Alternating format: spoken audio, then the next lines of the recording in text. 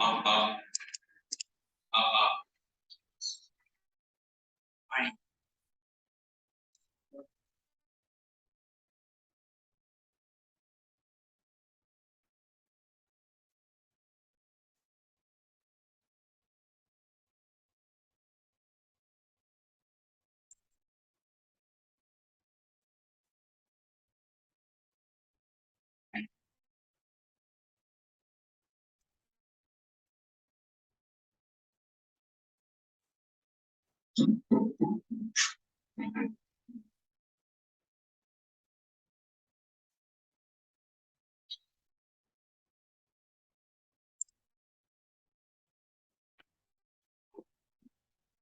hello, hello,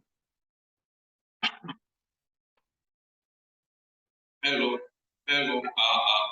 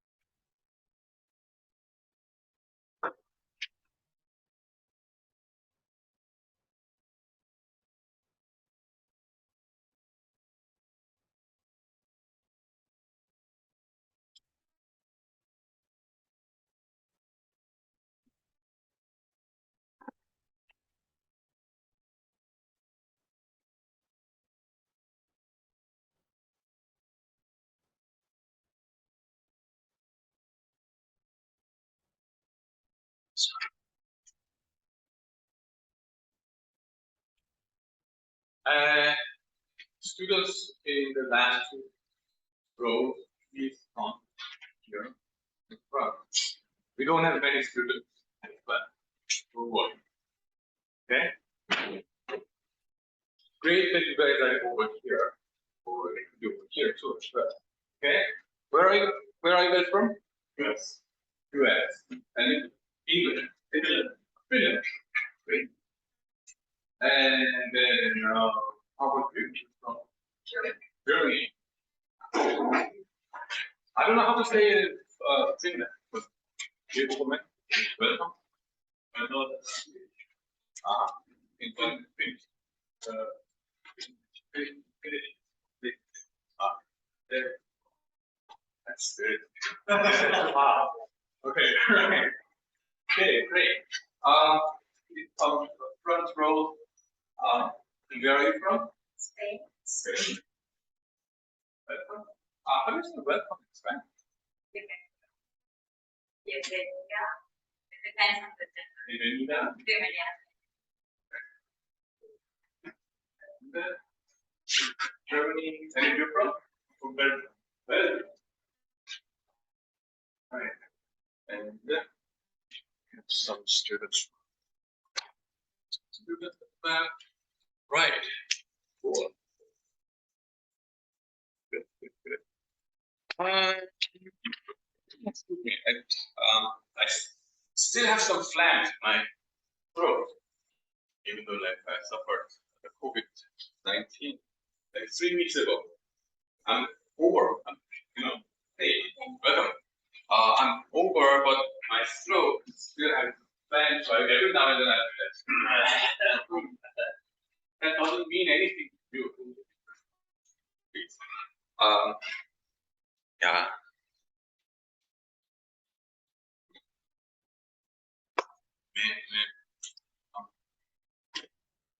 Right.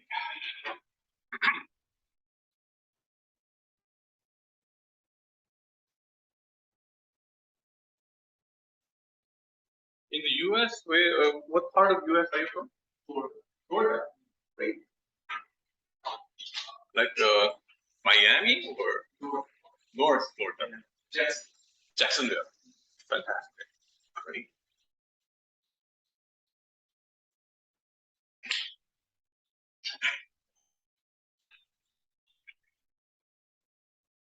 please come to the front row. Anybody who is joining late, you have to come to the front row. Right? Adding to your embarrassment. Let's sit in front. All right.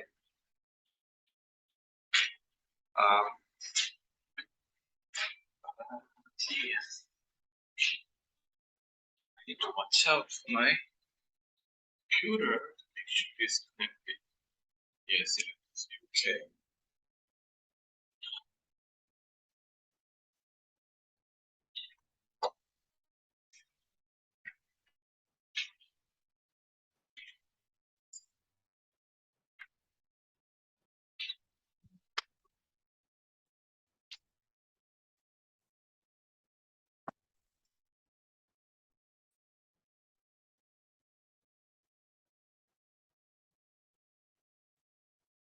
All right, shall we get started? Okay, welcome everyone to International Finance. I am Professor Andy Kim, and then this is International Finance class. And what are we going to do today? I'm going to give you some introduction about this class, and we'll go through chapter 1. Okay, first week, yeah, we're doing it, and some logistics. I should tell you is that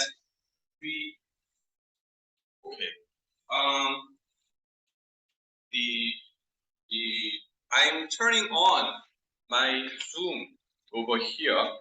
So anybody who gets infected by COVID-19, first of all, I wish you get over soon, recover soon, wish you health. But at the same time, you cannot come to the classroom for that COVID-19. Then you can access the Zoom real time in my account. And that number, account number, I think I gave you the link to the iCampus, didn't I? No? Yes or no? Did you see this? Great, thank you. So anytime you have to access the Zoom, please go to the iCampus and then click the Zoom link, that's my personal Zoom, okay? Why don't I use school Zoom link? Given that the school records my video, following my face and things like that, the thing is, recording issue. After 3 hours of class, recording on the server takes like crazy amount of time. Whereas I have to leave the classroom so that the recording part will be screwed up. Okay? So I cannot upload if I use those server-based Zoom. So what's the alternative? I decided to bring my own laptop and then open up my Zoom account so that I can carry it and then record it on the server later with the connection and then upload it later in the iCampus so that you can watch it at least. Of course, that microphone system does not work in my computer so far, but I will figure out how to do it. Okay, next week. I'll bring better microphone system so that you will have no trouble listening to my voice. Anyway, so that's one logistic issue. Course introduction and instructor. Yeah, who are you? You may be wondering. I have to tell you, some of you may be familiar with me, so you will get sick and tired of listening to who am I. Right? It's okay, fine. It's your job. Getting sick and tired of it. That's none of my business. I shouldn't say that, but I will keep on talking. And then I may give you some chance to talk to each other. Okay, introducing to each other, make friends. After all, after the undergraduate period, all we get is friendship. Okay, not the GPA. Come on, the employers at the bank.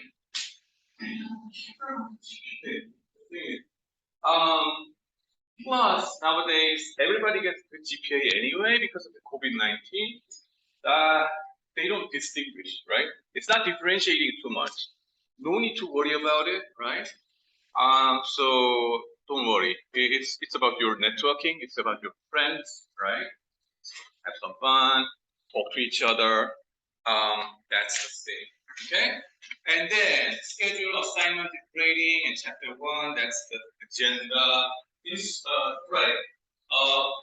Strictly going school, this is undergraduate student program, okay?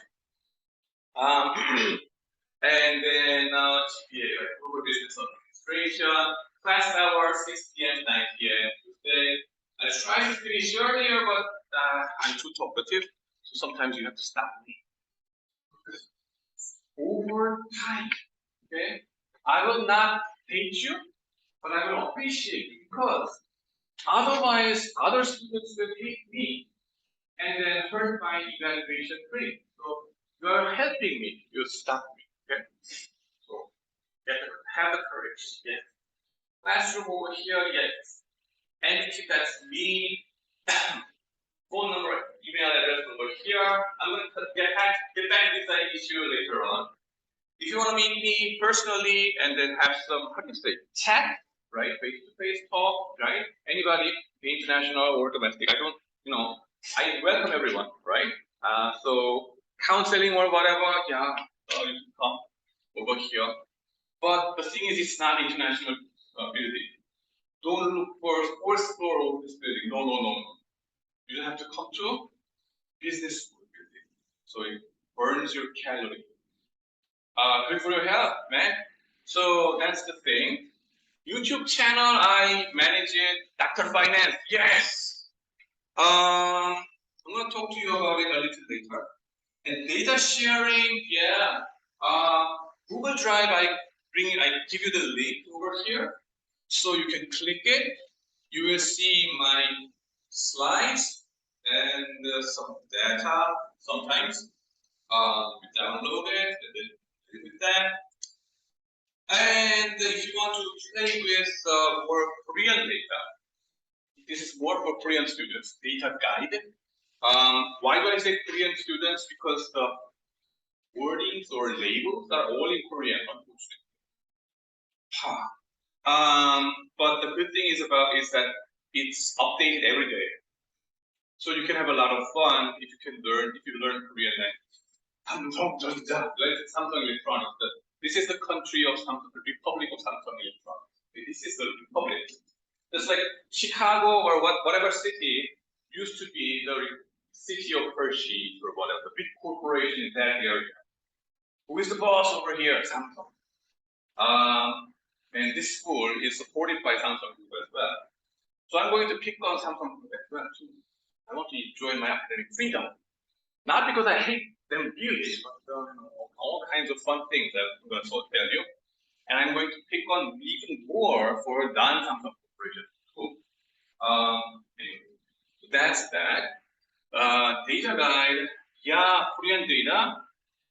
You may see some foreign exchange data and macro data like balance of payment and all this kind of thing in Korean, and some commodities prices. You get the data over here. Installation and downloading each time. Well, you have to be on campus. You have to go through this server of SKKU. That's the contract between a SKKU and Data Guide. So you take it as a chance to enjoy the campus anyway. Okay. For foreign students, unfortunately, you may be like, that's too bad. I cannot read Korean. Yeah, but I encourage you to form teams with Korean students. Okay. Right. Welcome. Right. And then so by teammates, you can help each other and try to learn some Korean, maybe. Oh, this is at least you're here in Korea. By the way, thank you for your great courage.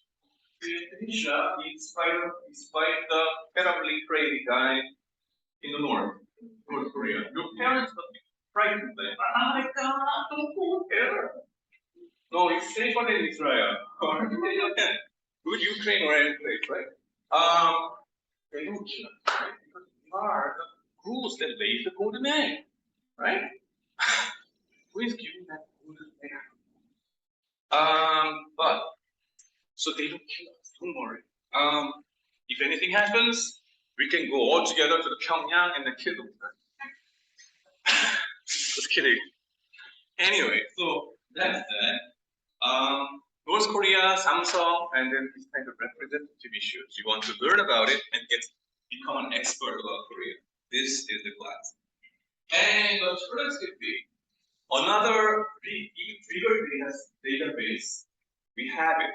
We paid a subscription for something called Wharton Data Research Database, WRDS. Okay, so go to library database and then search for WRDS account, and then you can access it through SKKU student email address or ID.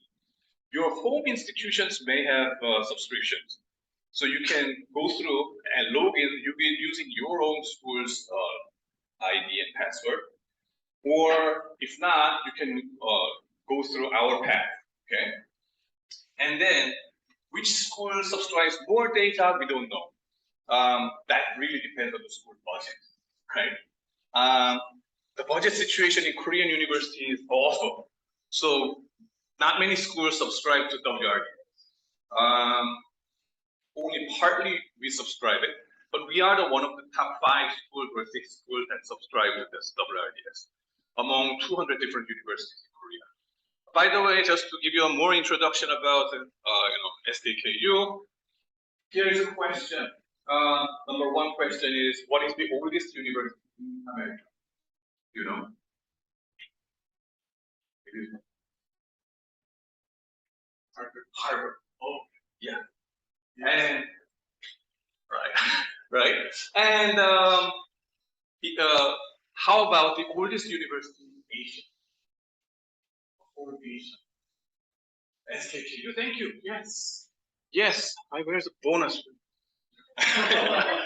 No chocolate, but yeah. So SKKU is the oldest university in Asia. For Asia. This is not what I found, but this is what Jim Rogers found out. Have you heard about Jim Rogers before? Mr. Jim Rogers? He's a well-known global investor. He used to invest together with George Soros, Quantum Fund. Okay, he was the number 2 guy over there, and then they earned tons of money in the British foreign FX crisis by shorting British pound, and then cashed out his money, and then started to enjoy his life later on by traveling all around the world, especially going to China, and using his motorcycle all around the world. So Jim Rogers, go ahead and find him. We were lucky, SKKU students, lucky enough to visit his home when we were visiting Singapore. Anybody from Singapore? Yeah.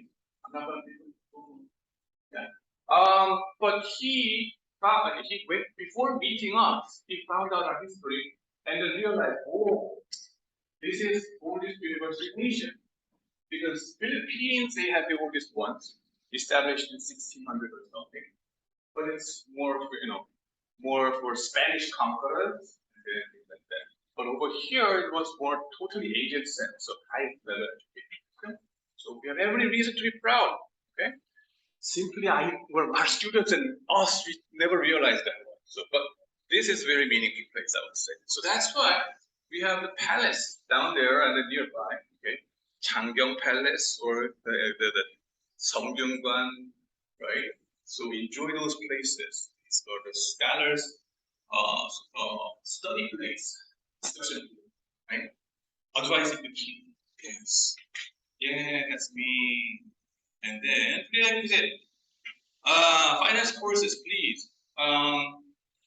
If this is your very first finance course, then you will have extremely difficult time.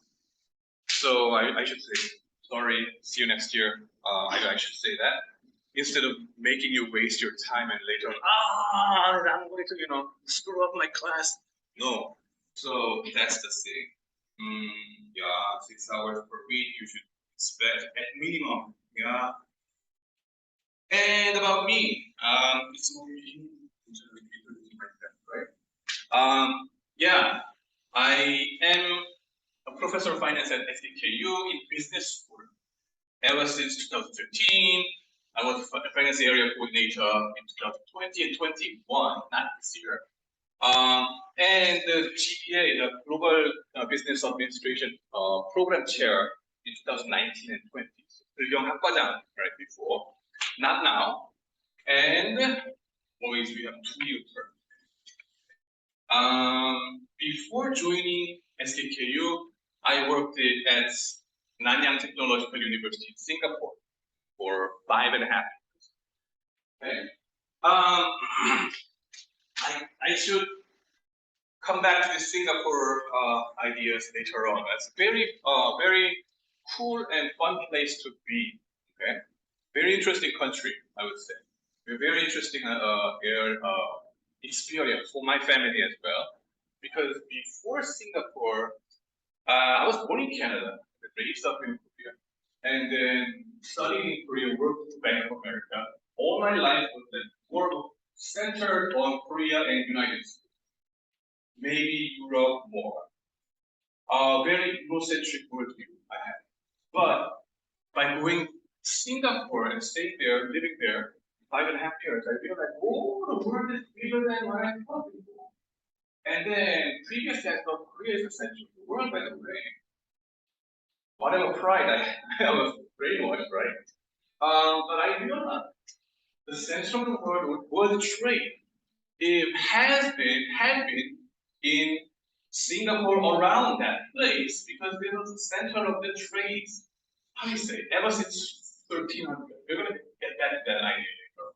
Okay, trades of the peppers and things like that. Very fun place and very interesting dynamics going on all around Asia and Europe, right? All the way from Europe and from the United States. So many different people from all different countries. For example, my daughter went to the Canadian school over there. In that school, there was about 20 students in that class, from having 30 different nationalities. Some having different nationalities and things like that. Very interesting place. So another thing is that I've been living in a democratic country, but here it was more like a authoritarian country. So I thought, oh my God, can we live in a non-democratic country? You can't just be or something. No. So I had enough enjoyment over there. So that's a very interesting experience. I strongly suggest you to have some experience. Couple of years in your life. Oh, no drug, by the way, in Singapore. Like a capital punishment for any kind of drug. But except for that, it's okay. Before that, I got my PhD at University of Minnesota and then MBA at the same school. And then before that, I had work experience at Bank of America Seoul branch as a corporate credit analyst. By the way, this is not Federal Reserve Bank. No, it's not the Central Bank. Yeah, many Korean people misunderstand. Okay. Why did I go there? By the way, I graduated from Yonsei University before. And then during my undergraduate period, I had no idea that I would end up in finance. I was really more into finance. Okay? Because it's more fun. And more creative guys are over there, and it was enjoyable. Discuss all kinds of crazy advertisement ideas and marketing strategy. But in the 1998, we had 1997, right? We had a miserable financial crisis in the whole country, and East Asian financial crisis. We're going to talk about that later on. And then when banks went bad, the whole system was busted, and then many big corporations got busted, and many of my friends' parents got laid off, had a miserable time. So I was feeling very serious about it. I had a sense of mission. I thought, why are we having this kind of problem? And I thought, maybe we need some better functioning bankers. Maybe we did not have, solid bankers. So maybe I should try to become a professor that raises and educates a great banker so that we will not suffer from financial crisis. So I set up my career goal at the last year of my undergraduate. So that's why I ended up choosing this banking business. And I thought, maybe American banks seem to be solid and their credit is still making profit much advanced than Korean. So if I have a chance, I would work for American banks there. Not knowing that Bank of America will be on the brink of bankruptcy this 10 years later on, right? Financial crisis. But at that time, like the American banks and European banks were really, really big and solid, okay, basis. So maybe we should learn from them, I thought.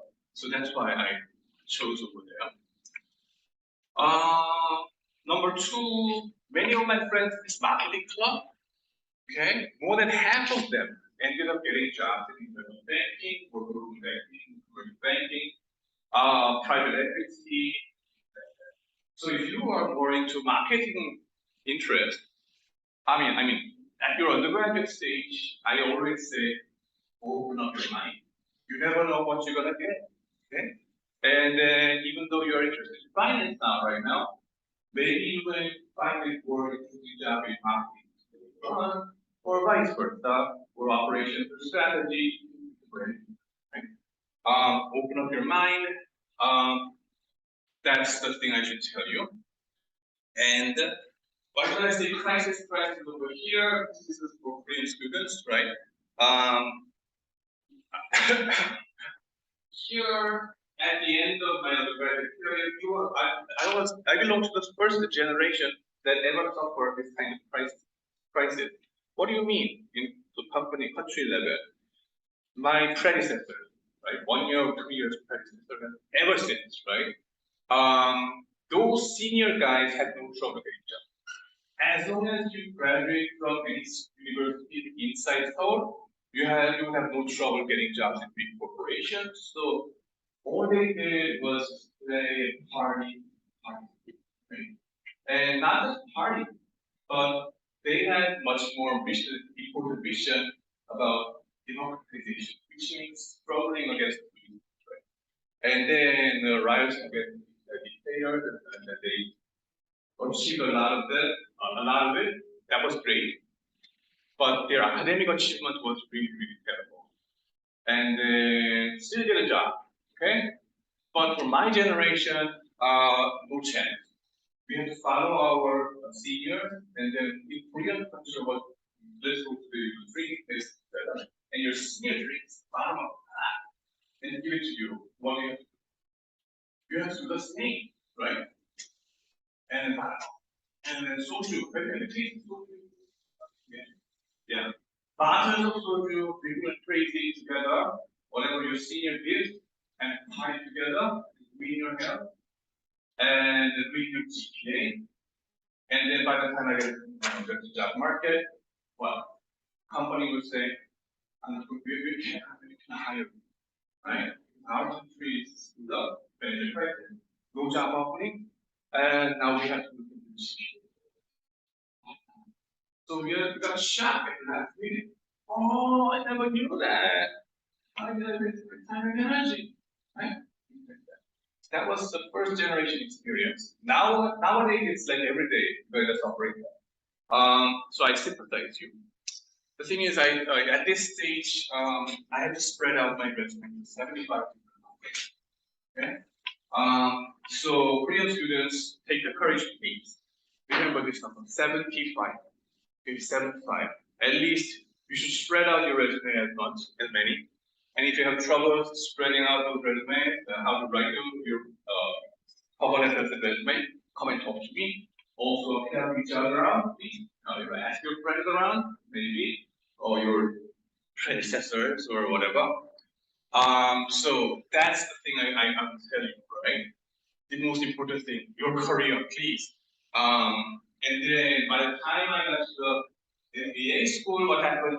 The first year, we had 9/11, which is awful and terrible thing that should never have happened. And especially for foreign students like myself, the whole American market shut down for foreign students. They say like, oh no, no foreign students were allowed over here, and then no chance. Then after the By the time I graduated my PhD and I was in the job market in 2008, this time we suffered a global level pressure, not just Asian level pressure. So anytime I'm on the job market, it seems like there's a huge crisis. Trouble. This year we are having another kind of foreign exchange going on, right? FX rate. Have you checked out how much the dollar is, the Korean one today? How much is it? How much is the FX rate today? 1,350 or something? Last like a couple of months ago, it was like 1,300 barely, or last year it was like 1,200 per US dollar. And 1,350 are very, very high. Are we facing another financial crisis? You may wonder. One thing, I got tenured years ago, so I'm not in the job market. Just kidding. Just good. I'm not in the job market, so don't worry about financial crisis. But you never know. You never know. So this is more interesting period of time. Where is this going to go, right? The foreign exchange rates, not just Korean FX rate, but even the Japanese yen. It's even worse, right? That's a separation point. What we suffered in 1997 was the Japanese yen had almost no issue against US dollar. Only Korean or developing countries in Asia was suffering that. This time is different. So what's going to happen? Big mistake. Okay. Let's study together and talk about it. Now, yeah, a little bit more, a lot more, please. One more interesting thing about me is that we have, how do you say, not a doppelganger, but the guy with the same name. Is there some unique and synonym name? Similar pronunciation, same pronunciation, name. And this guy happened to be in economics department, and he is studying and teaching international trade, whereas I'm teaching international finance, and I belong to business school. So the thing is, number one, don't send your email to him, right? Kim YH, Young, or is it Andy? No, that's him. 10 years older than me, you don't want to bother your senior, right? In Korea especially. But he's a great guy, he's a nice guy, by the way. But my email address is AYH, Andy Young Q. And so that's that. Make sure you email to this one. Okay? The thing is, not just you guys, but also the school administrators and so many people cross-send the email to the wrong person. So I sometimes get email from the Blue House, the president's office, kind of, where they agree up and say that, oh, professor, you have to come to our meeting or something like huge thing. And that's not my thing. International trade or labor kind of thing. Why? The answer is, you should have gone over here. Yeah. And vice versa happens. My students or activities, all those events go to him. Well, consequently, we don't have secrets.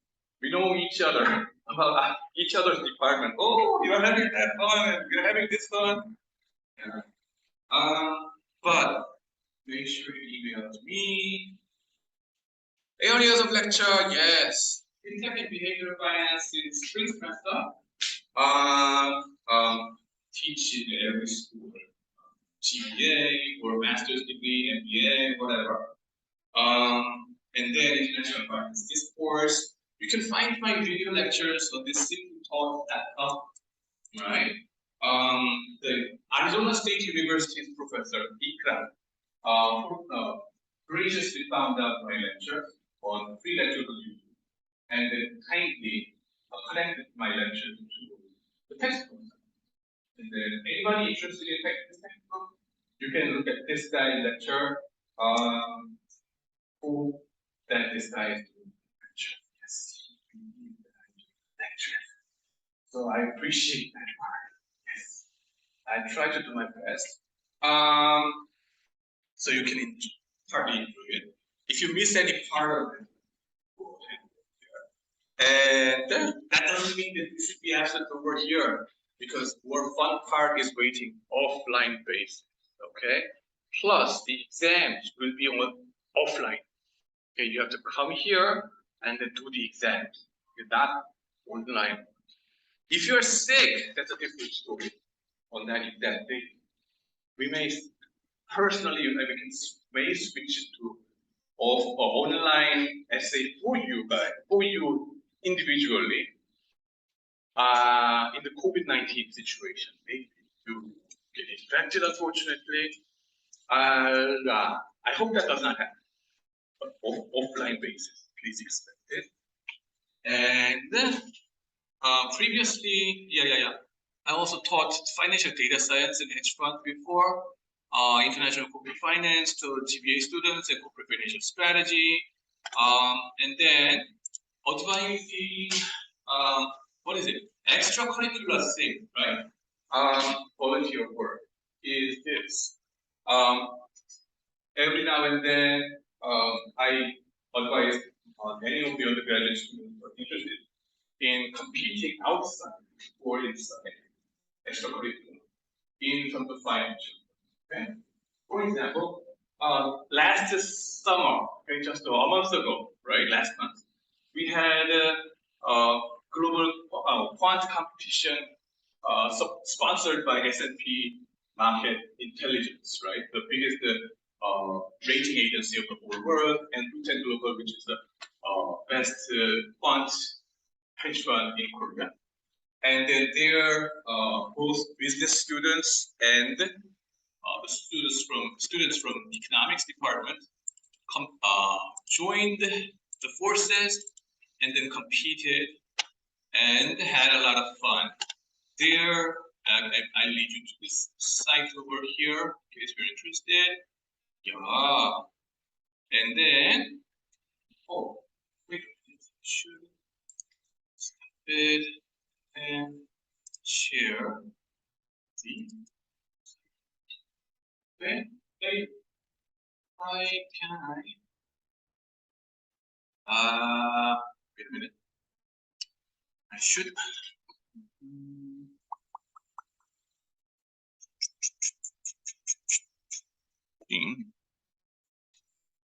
Yeah.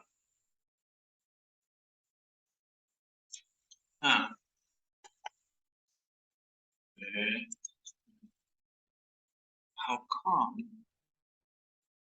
is it? Okay. And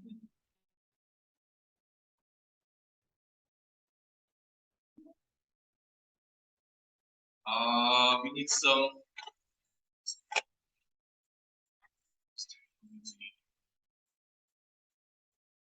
Find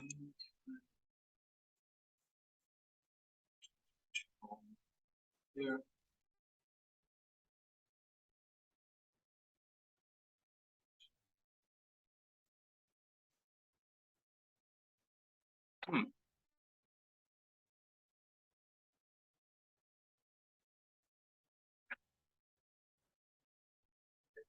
Then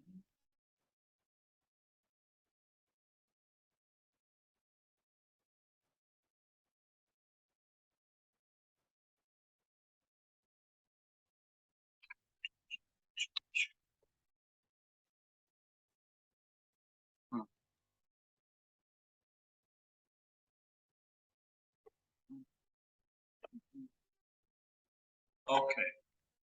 There we go. I think.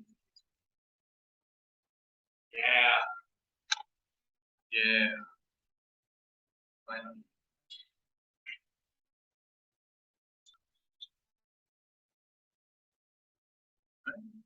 So hopefully this will work.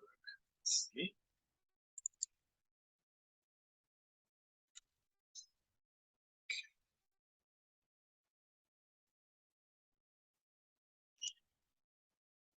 Right. So quantitative trading. Many of you may be interested in because you know, of the technological advancement in financial industry, and you may have heard of algorithmic trading and or big data using big use hedge funds and those kind of things.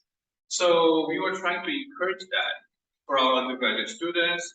So the combination of these business school guys with economics school guys, right? It was a great chance to, you know, first of all, make friends with each other, different departments, and then develop their thoughts.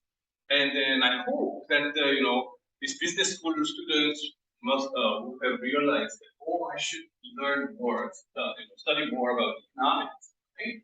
And for economics students, we hope it was a great chance for them to hone their presentation skills and then try more creative ideas outside of economics classes.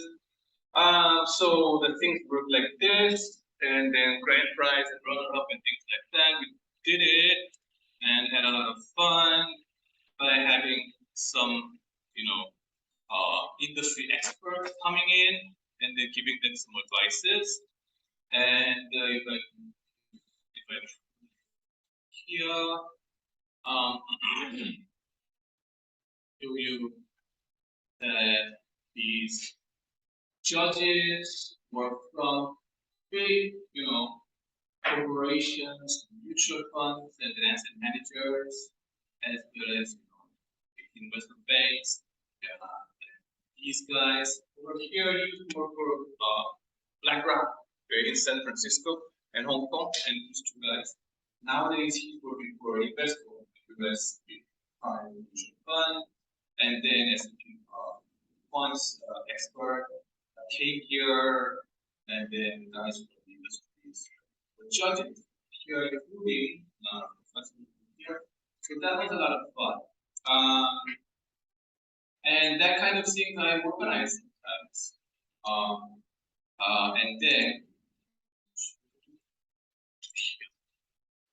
And then,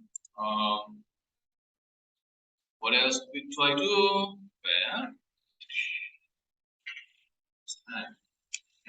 Well, CFA Institute Research Challenge. Yeah, is there. And before that, you know, last year I was a student advisor, academic advisor for our teams of SAKU going into the Southeastern Hedge Fund. Have you heard about this before? Right, in Georgia State University. Perhaps this is one of the biggest competition among university students all around the world about hedge fund trading strategies. Okay, so I strongly encourage you to go ahead and get it. More than 30 different universities come to compete in that correctly. And fortunately, our students became one of the finalists, presenting their ideas over here. Yeah, or the Gangnam Billionaire, right? Our team. And then trying different investment strategies and then taking their data, backtesting that was going on. And in the first place, actually, was not from chapter here, but from London Business School. Hey, oh yeah. Sorry.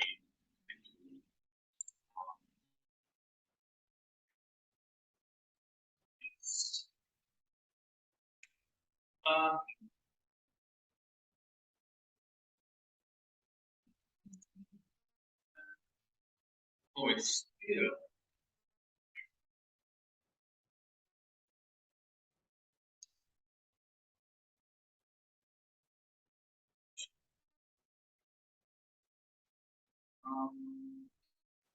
I don't.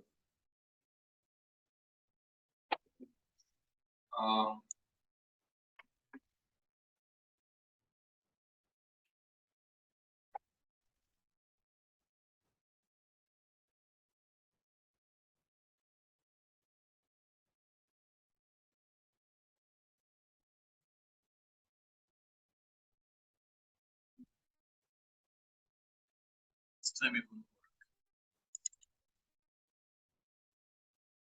show. Why?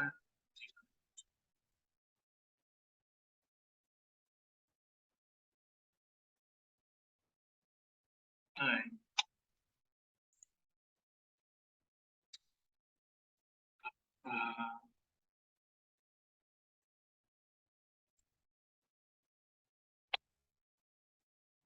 Okay.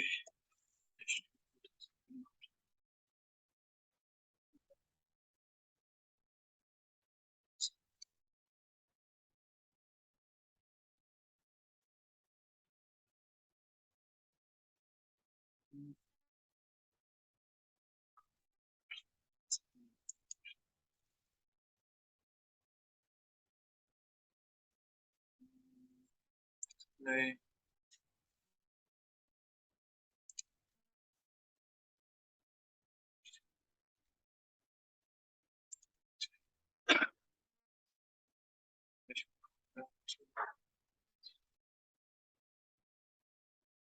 Sorry about this.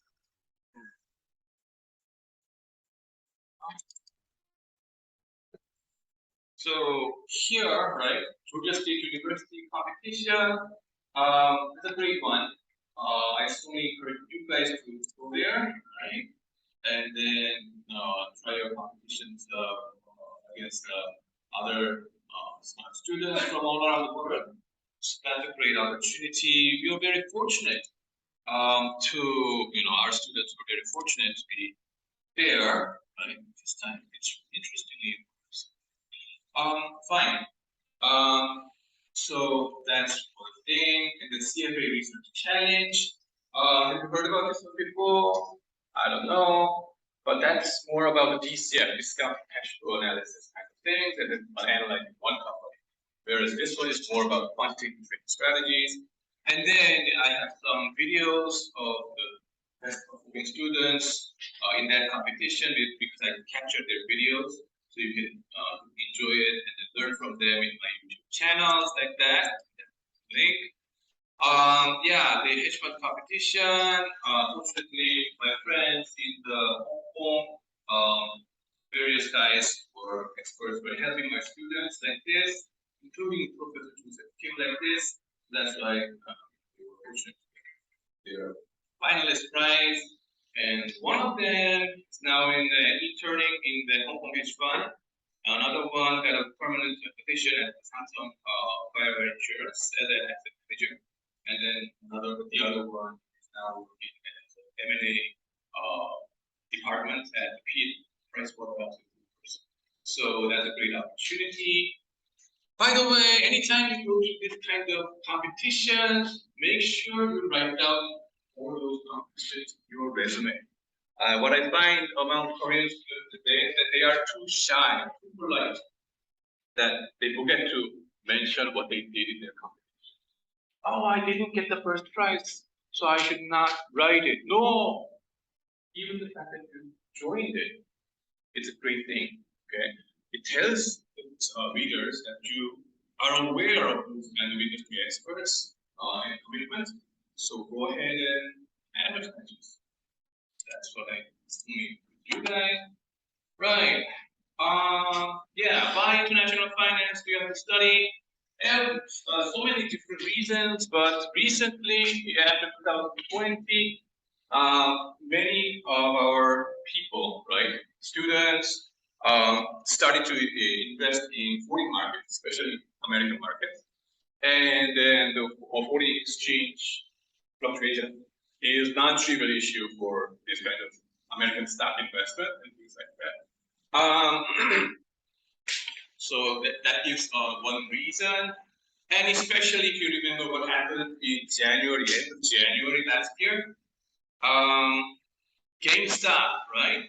I guess many of you are aware of this, what happened, right? And then 6 billion people, individual investors, joined the competition over there, not competition, but what we call a short squeeze, right? Individual investors essentially screwed off the hedge fund, right? Whereas previously we had an idea that, oh, those big hedge funds are always sucking our blood, individual investors.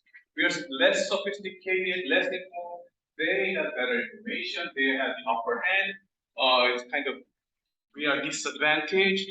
right? People complain a lot, especially those hedge funds that are short selling those stocks. But this time, um, thanks to the development of fintech, and then the social media, the individual investors started to gather the review forces together, join the forces together, and then started to screw up the short seller, right? Very interesting and exciting event was happening. And then on that January 28th, 2021, this is the first chart of GameStop. And buy and sell at what price? Quote, right? Quoting. I want to buy that stock at what price? I want to sell that stock at which different price, right? We call it the quote, bid offer. Okay, bid offer. That bid offer spread difference is usually very, very tiny small. But on that day, the spread was like crazy, like $200 difference, and then whole lot of battle was going on. Okay, now that kind of things are happening in international finance setting. Why did I say that? Because 6 billion people from all around the world were joining that battle, including Korean, and then guys from China, India, you name it, right? So all this stock investment is non-trivial issue. Okay, is that if I bring some more reasons why you have to study international finance, your career aspiration, many of you want to become a global banker, that's great. For consultants, you have to have some solid understanding about this foreign exchange space. Okay. Number two, your career aspiration for Korean students. This is a survey result for the GPA students like 2 years ago when I was in program chair. Okay, I asked the students about what are you going to become in the future. Okay, I want to become a certain position, a certain profession. I myself, the student's answer is on the blue bar. Right, blue bar tells about the student's aspiration. Red bar tells about their parents' aspiration or parents' pressure. I want you to become this. So the students want to get a job in the foreign banks or foreign consulting companies or big corporations like Samsung because they are paying a lot better than smaller companies. And then if you go to here, some multinational corporations, they wanted to work in the international divisions, right? So that their aspiration is focused on this international part, okay? How about their parents? The parents want them to work for public service company, either public service, like public servant, or the company, like public company established by the government that will never fail. Okay, it's like communist, centrally controlled company. Why? Because of the job thing. Okay? I want my kids to have a safe job over here, or have some licenses so that you will not get laid off, or even if you get laid off, you will still have a job, like PA and things like that. Stable, stability. We are risk averse, whereas the students like that's great. Okay? But at this time over here, eventually as students get into their senior years, what I find is that so many students want to work for Exim Bank, Korea Export Import Bank. That's a bank established by the government, helping export and import. What do they do? FX, helping the trade. Okay, that's what this is about. International finance. Okay.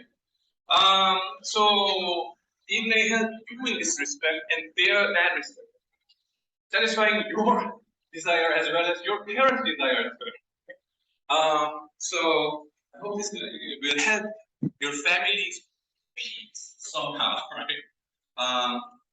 So that's one thing to tell you. Yeah, and then no matter what, right? Even if you are global business major, even if you get a job in Samsung or big corporations, they will put you through international division anyway. Okay? Because you declare that you want to major global business, not domestic.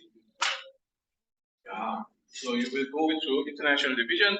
The FX is non-trivial issue. I'm just wondering why only 14 students of GPA are here, whereas we have 120 students every year. So about 10% of the GPA students are here, not realizing the FX, the importance of FX. Kind of interesting. Fine. Yeah. And now government-owned banks, blockchain and fintech firms, right? Nowadays, anybody invested in the coin so far? No, Bitcoin. All altcoins, Dogecoin or whatever. Those coins, how thousands of different coins are there? How do you exchange it? That's equivalent to FX risk kind of thing. Different currency regime, currency, right? That you invest. I'm not telling you to invest in that. Okay, point at this point. Especially with borrowed money, no way, that's too risky. But that's the equivalent idea is going on. Yeah, another reason why I like this course is because it is completely linked to what I did in my Bank of America. The trade finance of export and importing, right? And then international corporate credit lending, and then correspondent banking. You're going to learn about this idea later on. Okay, that's what I had to do. And then my boss was saying, do this and do that. I can picture that. And international M&A, I was once involved in that.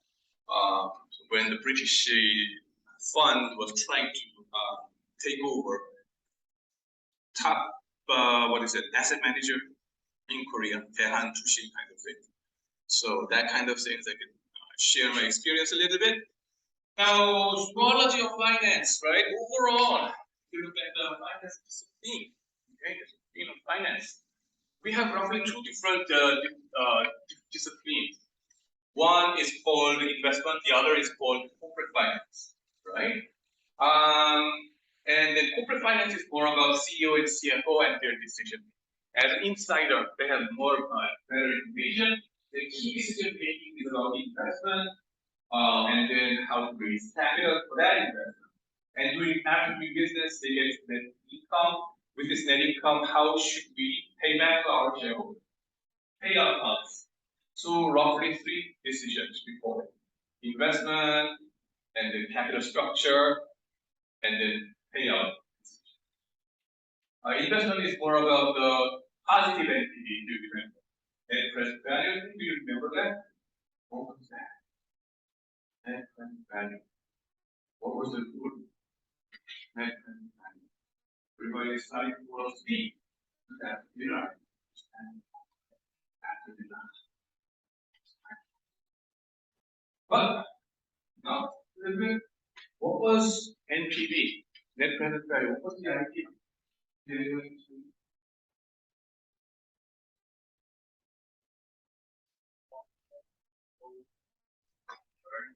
Some of the cash flow company earned in the project. So you discount the cash flow from any project that you are interested in, and discount the cash flow with the relevant cost of capital, right? You get the present value. And then subtracting out the initial investment, how should this net present value be? Should it be positive or negative? Right. So you have to make better money than what you invested in the present value term, right? That was the idea of net present value. So if you announce a positive net present value project to the media, what happens to your stock price in your company? Positive net present value. Should the stock price go up or down or stay the same? Go up as much as the difference value. That was the idea. Okay? You click on any negative net present value, investors market will whoa, and then the price went down. As much as the negative difference value. That was the idea of investment side. Whether it is M&A, take over the company, or establish a factory and things like that. It's the same. Number 2 decision is about the capital structure, corporate finance, right? Number 2 decision. What was it? To raise capital, should we raise it from the stock market? Equals more equity owner, which means I dilute my ownership. Or should we go to the bankers and borrow money and keep my ownership? But I have to risk my default chain or the chance going back. There's a trade-off, right? That was the decision of capital structure. Payout ratio, the dividend payout policy, how to pay back to how to please your shareholders, right? That's corporate finance. Some people add one more thing about the cash management, or how you manage your cash part of the balance sheet. Because Apple, if you look at their balance sheet, they're thinking, should you put this thing into the bank account, or should we put it into another more interesting part of the investment? Okay? How do you manage it is an issue that you can think about. Anyway, that's corporate finance part. The other part is about investment. What is that? That is more about the investors in the stock market or bond market or whatever market. Okay? As an individual investor, you have to worry about what kind of stock and funds you have to put your money. As hedge fund managers or mutual fund managers, how do you behave? All these kind of different kinds of investors, how do they interplay, and how is it priced? Is the stock price determined, and things like that? Derivative trading and commodities and things like that. That's more about the investment side of it. Okay. And then international finance. Well, how can we dissect, okay, and try to understand this area? We have both part of the considerations, corporate financial decisions as well as the investment decisions. Everything has the international aspect of it. So here, what we study more about macroeconomic side of the economics news. Like last week, Jackson Hole meeting. If you keep track of the global economics news, that was a big issue. How did Jerome Powell, what did he say, okay, about the interest rate? And then nowadays, what is the biggest concern? Like inflation rate, where does it come from? And that kind of things we have to worry about it for much more. Whereas over here, it's more about microeconomics, game playing between these insider and outsiders. It's more about macroeconomic part we have to study. And then, because we have global banking, we have both of these aspects as well, micro side as well, capital raising, and cash management, international M&As, and things like that. That's what we're going to have this semester. And macro, microeconomics, we have a mixture of it in international finance. That's what I'm trying to say. International M&A, right? That's non-trivial issue these days. You're from Germany, you said. What's your name? Dina. S. S. Yeah. D. All right. So D I S S T I N E. Stine. Yes. Oh, great. Stine. Right. Or is it Stine? No. Not sure. You're from Germany, you said. Yes. But you don't pronounce Stine. Stine. Danishly. Oh, cool. So Stine is from Germany. Are you familiar with this company? Yes. Yeah, Delivery Hero. Great. They took over this company, another delivery company, biggest corporation and biggest delivery company in Korea. Last year or the year before, right? And then here they had to consider monopoly concern inside Korea. Right? Turns out the investment banker that organized these things turned out my friend, Jin Yoon, and then he's now head of the Korea Jin Yoon. And the thing is, the Fair Trade Commission, the head, had to worry about, oh, if you merge this guy, you already have your number 2 guy. Now you will have like 90% plus of market share in Korea. We don't want that monopoly. So why don't you spin off this guy, the CEO, which was another friend of mine as well. And then they had to decide it that way. So this kind of regulatory issues are huge things that you have to consider. And if you become not just an investment banker, a lot of legal issues, and if you work for this kind of areas, a couple of years after graduation, maybe you will have better ideas about, oh, what kind of law school can I go and then become an international lawyer, right?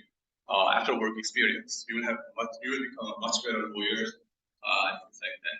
And yeah, M&A, league table, all these kind of things internationally, that's very interesting area that we are interested in, that we like, right?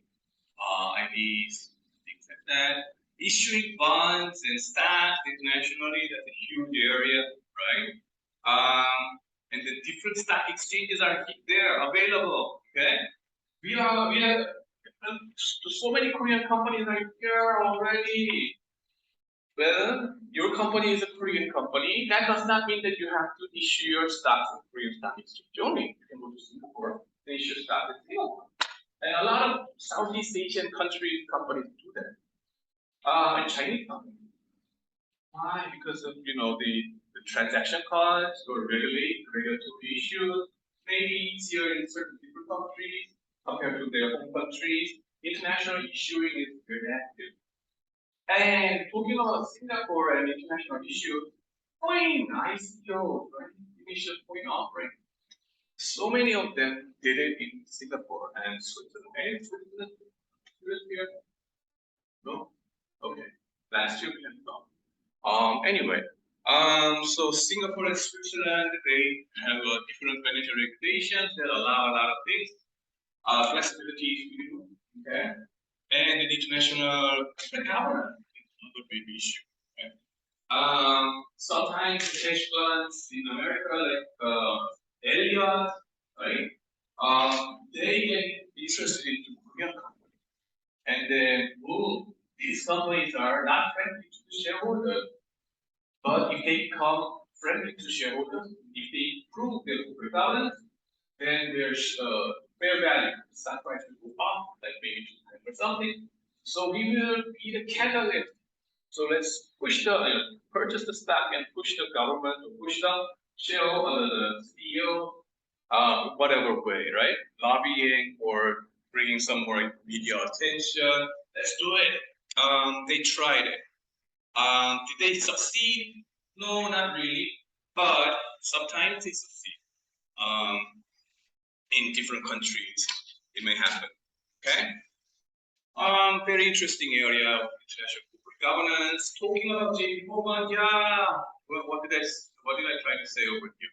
JP Morgan has been a big bank, and then we're going to have a lot of discussion about international banks in this class. Banking history is in and of itself very interesting area. If you look at the movie Current War, JP Morgan is there as well. And then JP Morgan's original figure, you see this photograph over here. 150 years ago, he was a monopolistic power in America of finance, right? So much powerful that everybody must be familiar with this figure, monopoly game, board game, right? Where did it come from? Here, right? And nowadays, who is the CEO, JP Diamond, right? And JP Morgan is the number 1 or 2 bank in the world, not in America, right? A very solid figure and then solid bank, very well respected. So many things to learn about it. And then talking about the banking, clients, banking history, right? Many people they familiar with this name Rothschild. Anybody heard about it before? Where did it come from, and then what kind of business did they do in Europe? Let's talk years ago. They were, essentially the financier of the European empires before. Nowadays, not as big. Nowadays, they are very small because don't play too much. But the rumor has it that they are still controlling the global financial world. If you look at the Google or YouTube channel and type in Rothschild, you will see so many videos about the conspiracy theory. Okay. I tell you, 99% of them, majority of them are false nowadays. But it triggers your interest. International banking, right? It's international finance. They started their business partly with this coin exchange kind of things, and they hit a jackpot in trading those clothes in Britain, right? Trade finance was a big issue for these guys. How to import those clothes from the Great Britain after Industrial Revolution into continental Europe. They made tons of money to establish a bank. Trade finance is a big area, traditional area, import, export, and things like that. Now, 1 hour is passed already, so let's take about 10-minute break and get back to here at 7:15. Okay? Yeah. Thank you.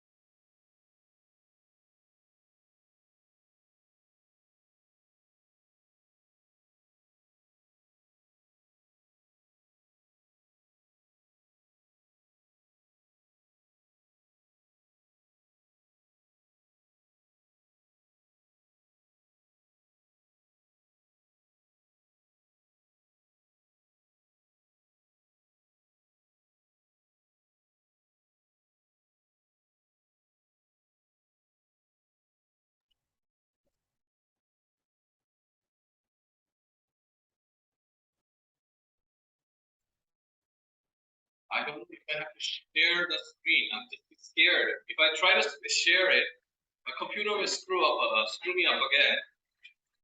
Maybe I should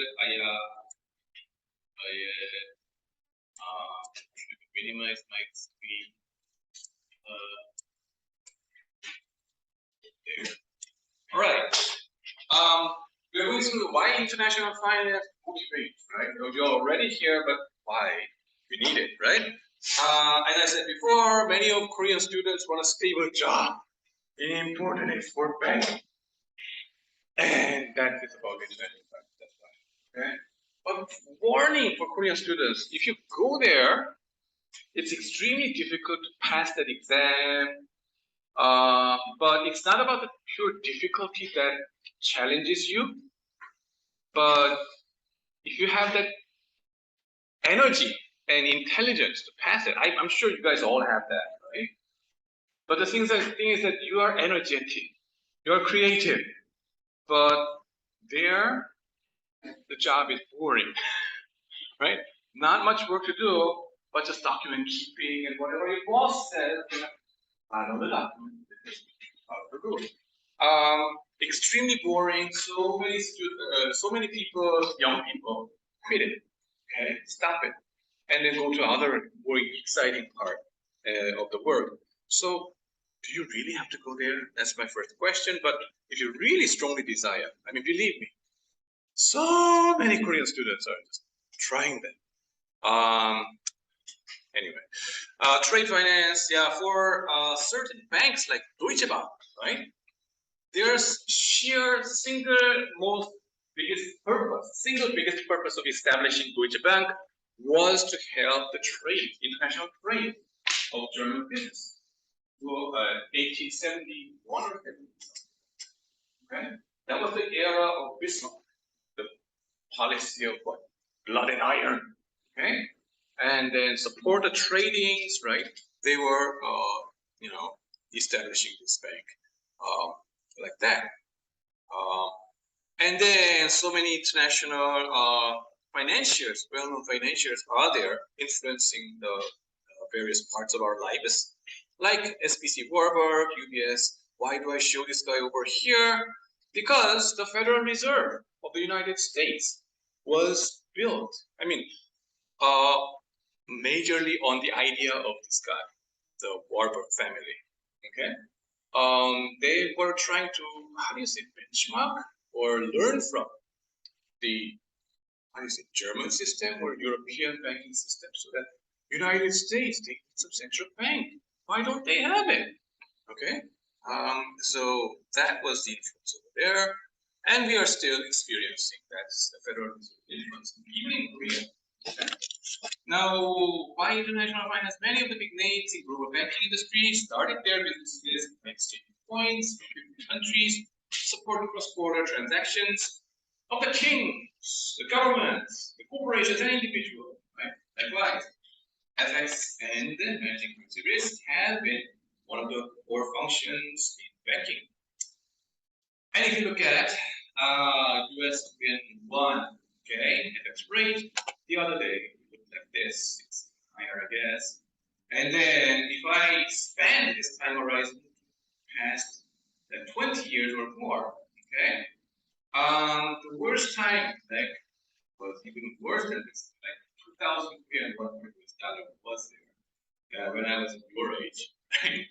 We're not still there. 700 more to go. Are we going to go up there? No, perhaps not.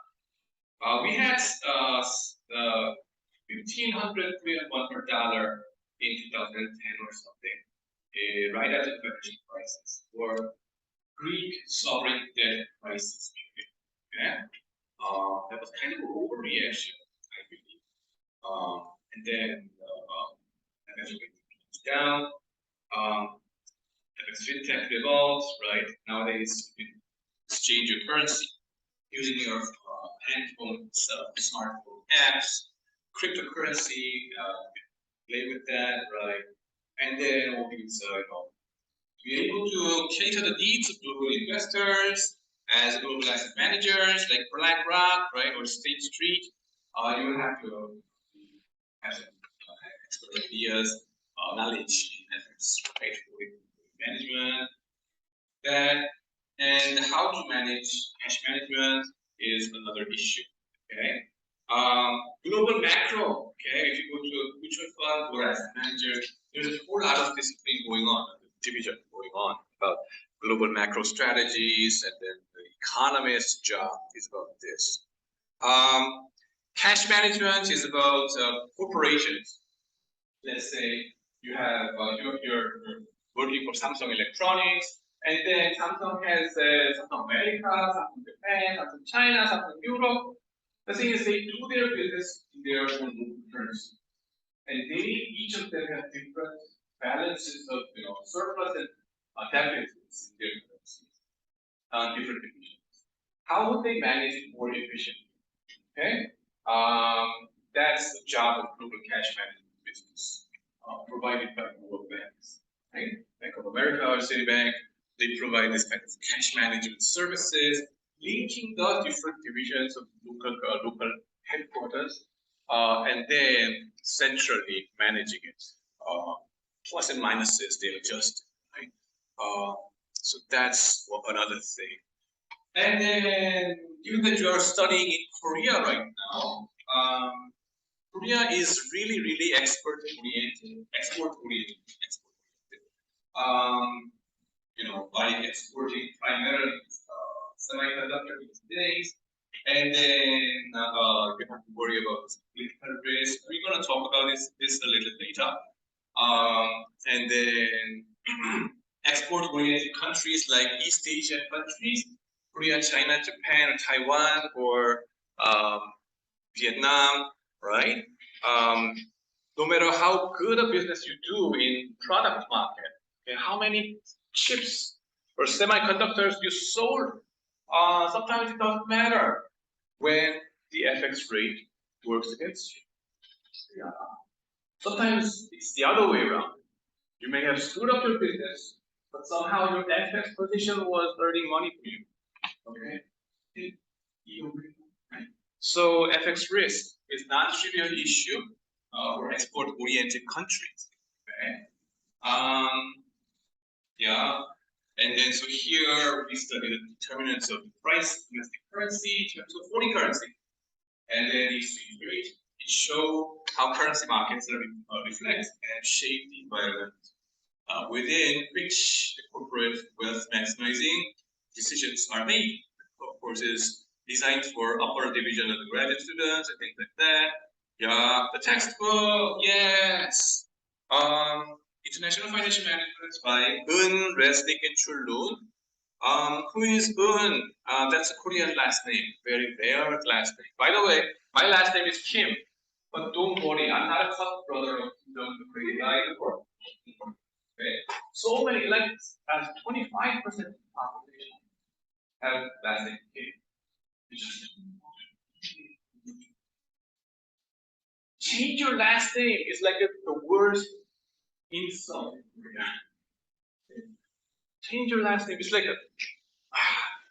why should it be such an insult? I don't know. But somehow we don't want to deviate our last name. So consequently, people in America or by misunderstand. It's a rare name, by the way. So he's a finance professor at Georgia Tech University. By the way, one of our GPA students just got into the finance PhD program at Georgia Tech University. Okay, so we are very proud to have him over there. And he used to work for Samsung Electronics before when he was young, very good. So he, talking about East Asian export and import kind of things, be our guest. Okay. And then they used to have this great book until version number 7, 8. And then number 9 is this guy, and then joined Nice Machine. Right? And so we have a fantastic book over there. And then grading, looks like this. Attendance, attendance should be 10%, participation 5%, individual homework 10%, group-based mini case 20%, midterm final 25-30% each. For GPA students, it's like relative curving is going on. International students, you're not curved. It's more absolute, scale. So don't worry about the grade too much. Yeah, Kim Young-nan law is kind of a, it says that don't ask professors for better grade. That's the Korean legal system. And then set up by a lawyer, judge named Kim Young-nan, not Kim Young-han. Similar pronunciation, but not my sister, man. Come on. No. So that's that. Attendance, participation, yeah, 10%, 5%. Yeah, email me, yes. But just, title should be like this. And your name is student IDs, so that you identify it and classify it to better manage communication. And just one more small bit for Korean students, email, kind of an email courtesy. Please start with dear professor, dear whatever, dear Andy, yeah, dear Andy, that's great. Or Andy, hey Andy, that's great. Hi Andy, hey Andy. Dear professor, how can I say hi? We are all getting old together. Anyway, so okay.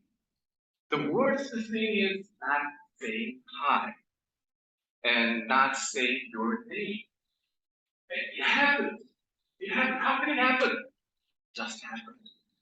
And so many students forget to specify their name. Hi, I'm Andy. They don't say it. And here's my question. And then without even saying bye-bye or thanks, right? They just stop it. And here's my man. And send it to the professor. That's the worst thing. So please say, here's my question, and then thanks, and then bye. Right? That's the basic thing. Why am I saying this? Because this will affect your job market. When you're talking to your future boss, you have to do similar things in your email. Communication. After all, business is about communication.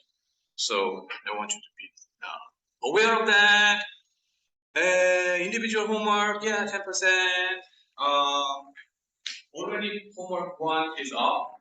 2 weeks due. Okay, I make it a rule like that. 2 weeks before I send out the homework for you in the iCampus system, like homework section. You will be able to download it and then do your questions and then turn it in through that iCampus.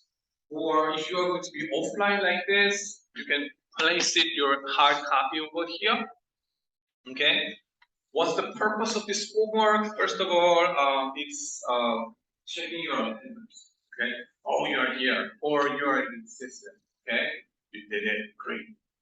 Okay. Number 2, just to make sure that you study and then keep pace of. We are the same. Right.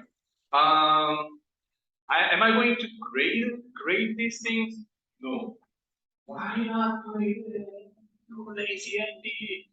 Yeah. The thing is, I know. I mean, the major part of it is textbook question. Book chapter will be there. Chapter 1, you have exercise problem, end of them, and I say number what, something like 3, 6, 9, 12, and then we do the question. But why not grade it? Because I know the answers are already proven. These days, all your questions of your life. So I know that you can refer to Google and answer yourself and then bring it. So I'm not going to answer the grade. But I hope you will take it as a chance to explain yourself and self-educate or somehow check your knowledge in that sense. But number three, right? I give you a chance to do some presentation for your homework that you did. If you come offline class, right? And then your homework is over here, and I will, anybody wants to do the presentation for your homework, and then you just come up to the podium and demonstrate how to do it. Yeah, that adds to your participation. Make sense? So that's the thing. Yeah. Yes. Individual homework.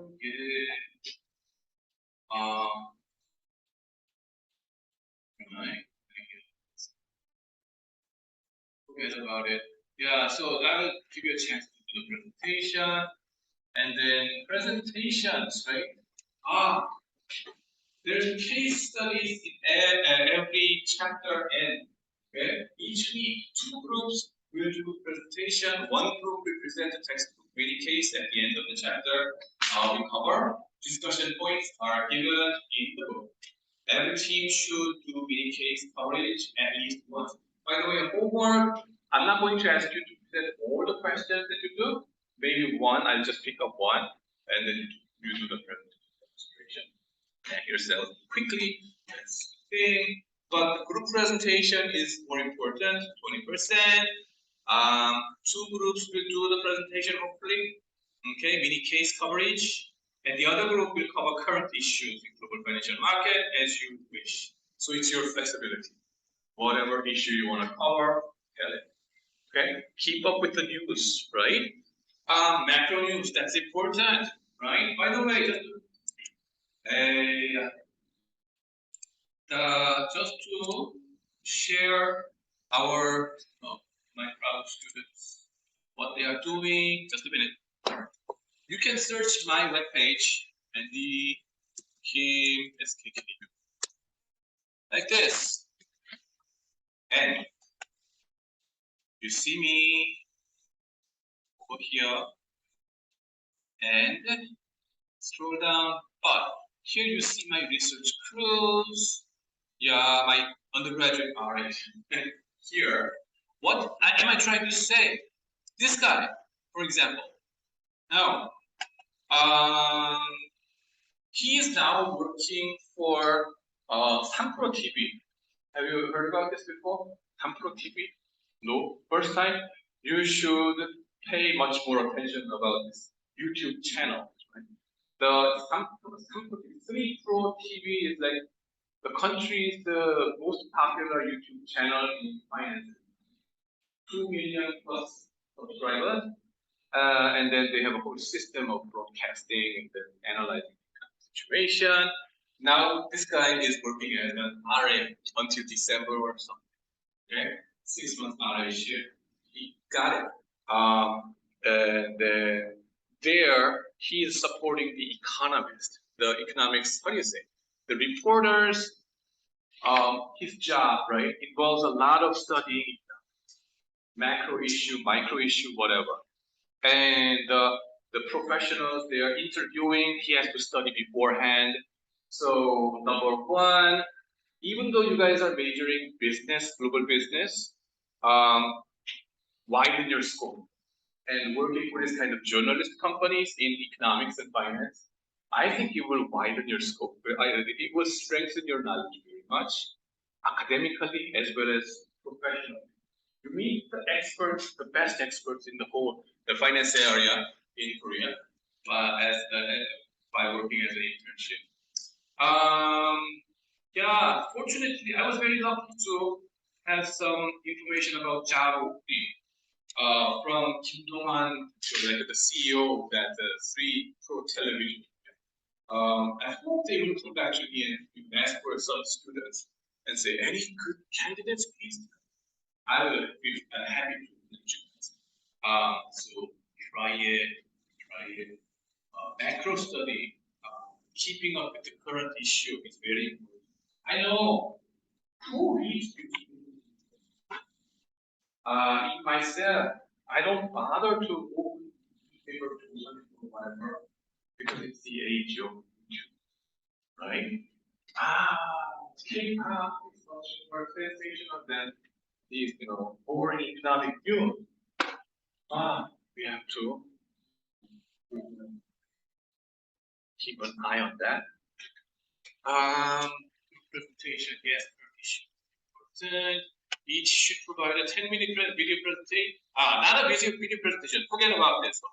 That's for pandemic era. We are already also having some pandemic issue, but we are offline. No need to upload on YouTube. No. Just present it offline. Okay. Yeah. That's it. It's gonna be fun. No need to produce YouTube. Don't worry. 10 minutes. Fine. Expect to do presentation about the 2 to 3 times throughout the semester. We have about 15 chapters to cover in 13 weeks, including exam weeks. If you volunteer for presentation earlier, you may have a chance to present 3 times. Okay, so I will take the best of your presentation and take the average of it. Okay. Of course, peer evaluation will be done at the end of the semester. So don't try to free ride. Do your best and make the trends. Q&A of your presentation. Non-presenting students can ask questions and then the asking questions will add to your participation grade. Okay. Another reply function.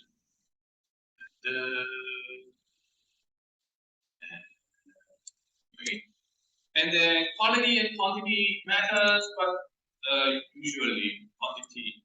We are not in the situation to think about quality yet, okay? Because the students are very polite, too polite. So I should open up your mouth, push you to speak. The presentation grade also depends on how you address the answer. The questions, you can be creative there. And you need to think about additional video, not video files, offline based ones. Okay. Now, group presentations, confidential evaluation sheet, I'm going to distribute this slide later to you. And then midterm exam, final exam, offline 12-hour exam, it will be, If you missed the midterm exam, 0 point, unfortunately. So calm. And tentative class schedule looks like this: introduction, Google and the MSC's International Monetary System, chapter 1 and 2, until next week. Balance of payment, week 3. We're going to study this is balance of payment or current account deficit surpluses. That's the most fundamental part of macroeconomics. So very important one. So you have to make sure about this one. And then market foreign exchange in the 4th week and the 5th week. And then IRP, international parity relationship, is also very important one. Perhaps the most frequently asked questions in CFA exam IRP kind of relation. CFA level 1, level 2 and 3 asked you. And then futures and options in foreign exchanges will be covered in weeks 6 and 7, hopefully. And then we'll go to the midterm exam. Okay? Options, oh my god, that's scary. Anybody took the derivatives class before? I took derivatives class, please raise your hand. I'm not going to pick on derivatives. Good. So he's the expert, so you're going to ask him. Just kidding. What I'm trying to say is that next week, there will be a Nobel laureate lecture by Myron Schultz, who got Nobel Prize by developing the Black-Scholes option pricing model. And that's going to be Wednesday, 10 o'clock a.m. in the main building. Okay, 6th floor. Just a minute. I have to take you to this. SKKU, EDU. Now the first screen. Oh yes, it looks very similar. Here, and then the option pricing. You give it to me, baby. saying like that, and then it's like it's all Korean, but he's gonna speak in English. Don't worry. A couple of years ago, Robert Burton was here as well, and then he gave a wonderful lecture at International Building. This time in the building right next, huge biggest one, and the university's big professors will be there, including our chairman, Professor. Our chairman? We'll get there, right? And then big guys will be there, and questions like this. Maybe you could ask some questions and get inspired, right? Actually, right? And then you see over here. That's not me. Young, you see in economics department. That's not me. Come on. But I'll try to see, right? Maybe you can enjoy it together. So getting inspired, a big thing. Being more ambitious. I hope that to you. And successful in the future. And then after we turn, right, we're gonna move down to international banking and money market. That's MMF and CD market, short-term financing issues, and then international bond market, long-term financing, and then equity issuing, international IPOs, for example, Bhutan, right? Doing the IPO in New York Stock Exchange kind of thing. We're gonna talk about that, and then we move down to interest rate, for instance, swaps and things. There's a whole lot of swap market, big issues going on. And if we are lucky, we might have or may have guest lectures from the industry and last week, depending on your interest, and then depending on the law. Okay, the guys from the industry, can I ask them? I don't know. They are extremely busy. Would you like to explain? I want this. Maybe the Zoom-based ones, right? Maybe if the person is in Hong Kong or in the US, it has to be the Zoom. Want it? Okay, I try. Fine. Take it as an opportunity if he or she comes here as a networking event, kind of thing. That you get yourself come in or her, and they get his or her business card and we can say hi. That's the whole purpose. Final exam, there, yeah, must be there. Calculator here, BA2 plus, that's the standard calculator for CFA exam anyway, so familiarize yourself with it. By the way, the CFA exam does not guarantee anything for your job security. But why do I say, about CFA? Because it tells people that you know finance and that you can say finance in English. Okay, tells a lot about you. So that's why. Do you have to pass CFA level 1 to 3 before you graduate? Hell. The answer is hell no. Okay. Level 3 or 2 is extremely difficult, time consuming. Level 1 is just good enough, right? Anybody pass level 1 so far? CFA 1. Okay. How about what did you pass level 2 and 3 already? Not yet. That's good enough, right? That's just enough of showing your interest in finance.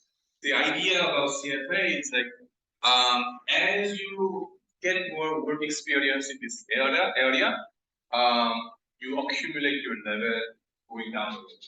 Okay, instead of showing off your level 3 and then get a first internship, not knowing what the guys are doing. Okay, that's not good. Okay, that's not good. So make sure you, how do you say? It's like bicycle. Level experience and level the exam goes by and by together. Okay, not like one second thing. That's the thing. Databases works. Please explore that. Google search it. You can access it. Try to access it. Your school IDs kind of things, right? I will talk to the librarian and talk about you guys, so that we can access to do that together. International finance, right? Chapter 1 is over here. Shall we take about 5-minute break over here before we move on to the final hour? Okay, good. We'll come back at 10 before 8.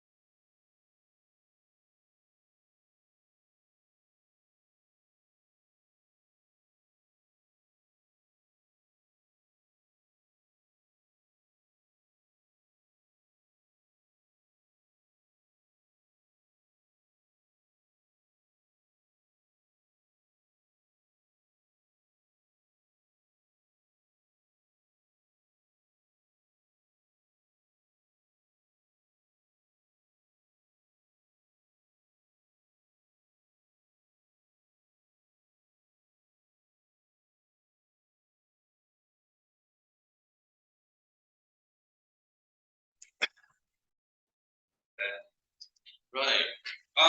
Before I forget, those of you who are interested in global, the foreign banking or consulting companies and things like that, remember, their recruiting starts in the middle of October or something, 10월 중순 kind of things, right? When you are busy doing your business with them, they open their position. Their, if you are interested, please send your resume. Make sure, first of all, make your LinkedIn profile page right now. I don't have any profile to say I have nothing. You have student status, right? That's great. Just to show that you're online. You're here. You're here. And then connect to me and any other professors or experts that you could possibly find. LinkedIn, and the companies that you are interested in. For example, today, I got LinkedIn, I opened up my LinkedIn during lunchtime. Oh, I found out the recruitment message from notice from what is it? The Macquarie Bank of Australia. Anybody from Australia? No, right? Macquarie Bank, Seoul branch, and then I forwarded to my graduates because he was looking for like 1 or 2 years work experience experienced guys. So I forwarded to the students who talked to me like a month ago. She was interested in moving to another company. So I just that reminded me. So LinkedIn connected to the companies, they're posting. Try to see it every day, okay? And their postings will show up in the middle of October. And that is targeting for internship in next year's what? Summer, thank you. Yes. Korean companies, they're more faster and quicker. They don't announce it right now, but they wait until the end, next year, May time or something. And they show, here's internship. But global banks and global consulting companies, they're slow, making sure everybody's aware and get the best talent. So don't miss it, okay? Don't miss it. So what do you have to do? From now on, you have to polish your resume. English-based ones, 1 page each resume, and then cover letter, okay? If you don't send your cover letter, they will not pay attention to you. I don't speak English.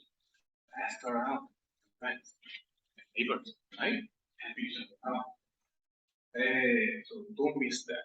And some of you may wonder, isn't finance industry totally machine driven from now on? Because Goldman Sachs, like 5 years ago or 4 years ago, they announced, said, we laid off 500 traders from the Wall Street and replaced it with guys because our trades will be totally based on machine. So you finance guys are screwed. What's it happen? Have you seen anything after all? What happened? Well, my students gave a speech last semester and said, what? We did have to trade a human trade. If 500 of them laid off, fine, we lay off everybody all the time. It just happens that way, so that we were drawing much more attention. The thing is, the newly hired guys, they are not 100% fun. Okay, don't get scared. It's all about human behavior. The difference is nowadays the guys have more capability or familiarity with this Python codings or R codings or whatever codings that you have to be ready. Okay, and if you get some more experience in that or familiarize yourself with some big data, that will be a plus. Adaptively, but they are not asking for like robot kind of thing. Okay, don't worry, it's all about human. So that's the thing I have to tell you this class. Yeah, and then think about those senior guys, right? Are they experts in all this computer science? Like guys like me, 50 years old or 40 years old in the industry. They need some time. Yeah, I made a mistake. I should not have clicked that slideshow button. Why did I do that?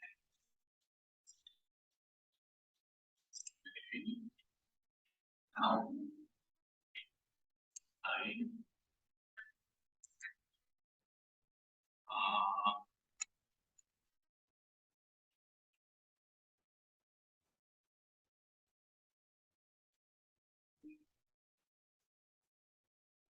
yeah,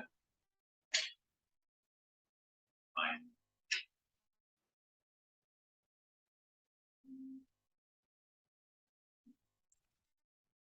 Good. Chapter 1, yes. It's about motivation. Why do we have to study international finance? I already told you about this one, and then we move down to multinational corporations. Okay. But majorly, I'm going to spend more time about the flows or the waves of globalization. Okay. Globalization, coming and going, and where are we standing at this point? Big issue, serious issue. Given that your major is global business administration, right? Non-trivial. Yeah, and then it's all about foreign exchange, international finance. What is special about it? It involves a lot of political risk.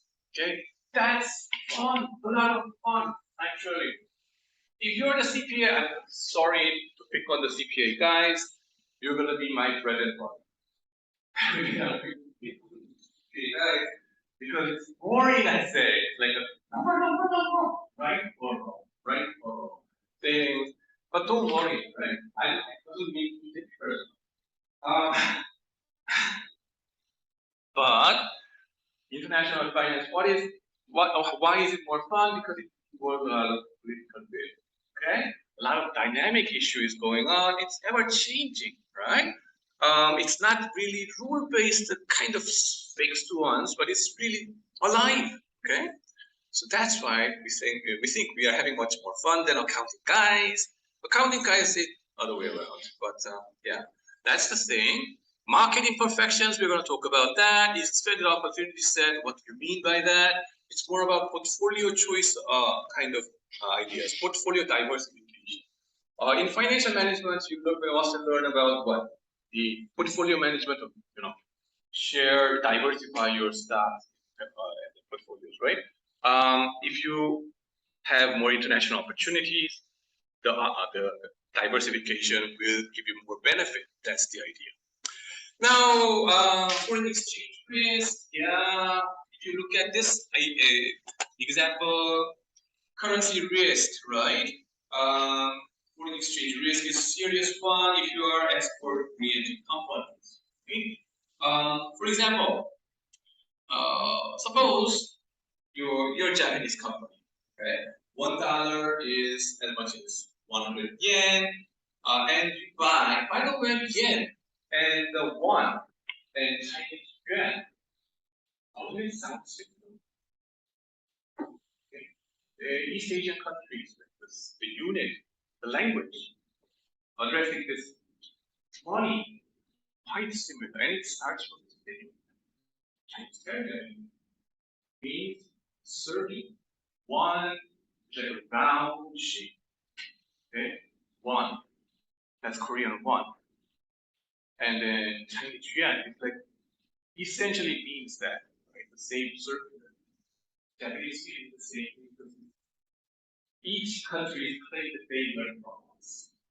They respectively, that's what we mean. Rival countries quarreling against each other. You're not wrong. You're not wrong. Yuan somehow favored from each other. The thing is, why round? Why circular? Because money is blood in your economy and it has to circulate your body. The whole economy system. Like round and round and round. go. That's 1 yuan and yen. It's the same thing. In Korean terminology, not just one, we say 돈, right? 돈 means what? 돈 좀 주세요. 돈, give me some money. Money is like 돈. What is 돈? 돈다. It's like a circular thing, right? 돌고 돌고 돌고, like a circular, round and round we go. That's the idea. Now, Japanese yen, 100 yen is $1, good old days. And then buy 10 shares of Toyota at 10,000 yen per share, which cost $1,000. When you sell the shares, is that correct?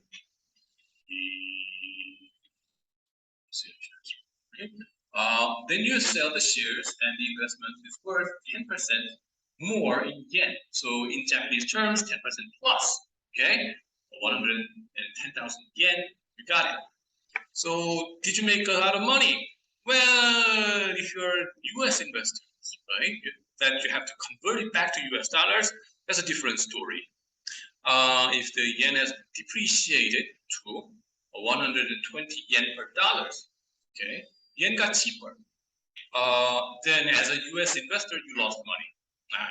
So if you see the first box, US dollar cost of shares is $1,000 being equal to 100,000 yen times 1/100. But if you look at the US dollar value of shares at sale, okay, it's going to be only about $916.67. Even though your yen-based value increased by 10%, your foreign exchange more than ate up that profit. And that, isn't it the same situation as your US stock investment? Tesla, anybody invested in Tesla so far, in Korean guy? Anybody? I put my money in Tesla. Amazon. So some of you guys invested there and made some huge gains in US stock. But what is it? The other way around. US investors put their money into Korean stocks, right? Samsung Electronics or whatever. You must have earned a lot of money. But if you have to convert it back to US dollars, right? Now the FX rate has depreciated in Korean won, right? So that you must have lost a lot of money. By the way, talking about the stock price movement, let me show you one interesting Korean company. Forgive me that I'm using Korean websites, but the chart itself will blow your mind. Naver.com. And yes, this company has a holdings 3-month stock price, 1 year stock price. Right? Recently, it has been going a little bit down. Okay, let's see this going down a little bit, but 1 year price going up. You see it? How about 3 years, 5 years, 10 years? Has anybody noticed this stuff before? There is another company.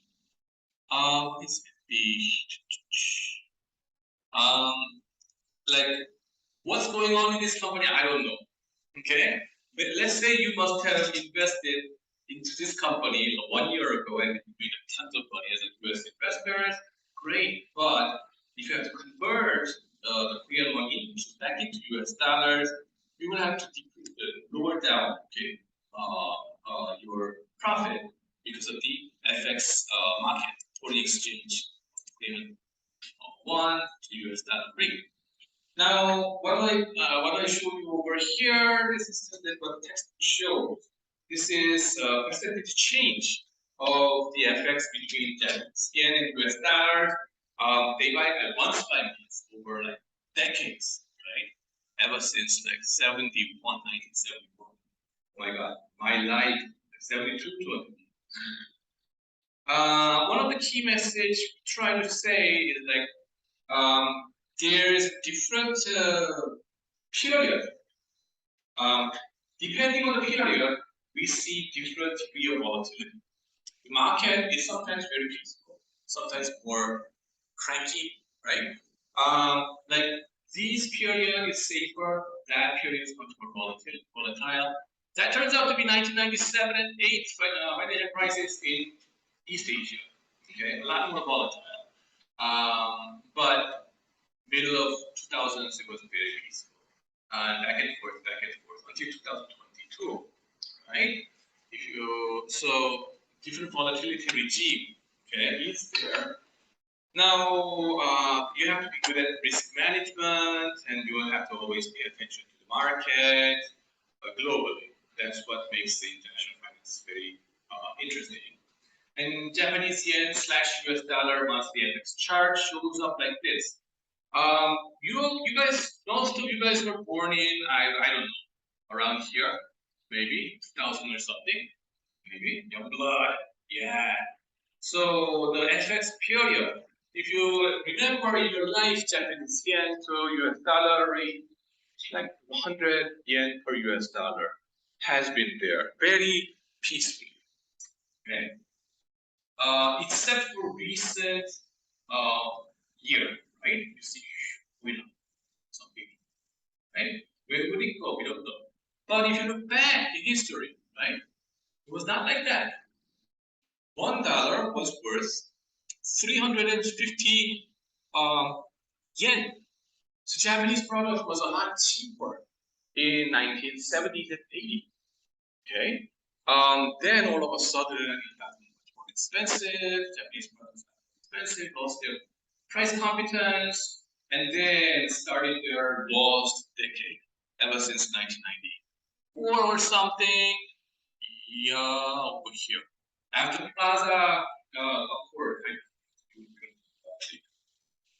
And then, how about US dollar Korean won? Okay, monthly return, monthly change of FX rate, like this. Wow, a lot more. I mean, how do you say? A lot more volatile period is there in Korea. You should look at the scale, going up to 40% plus in a single month. Wow, that was East Asian financial crisis.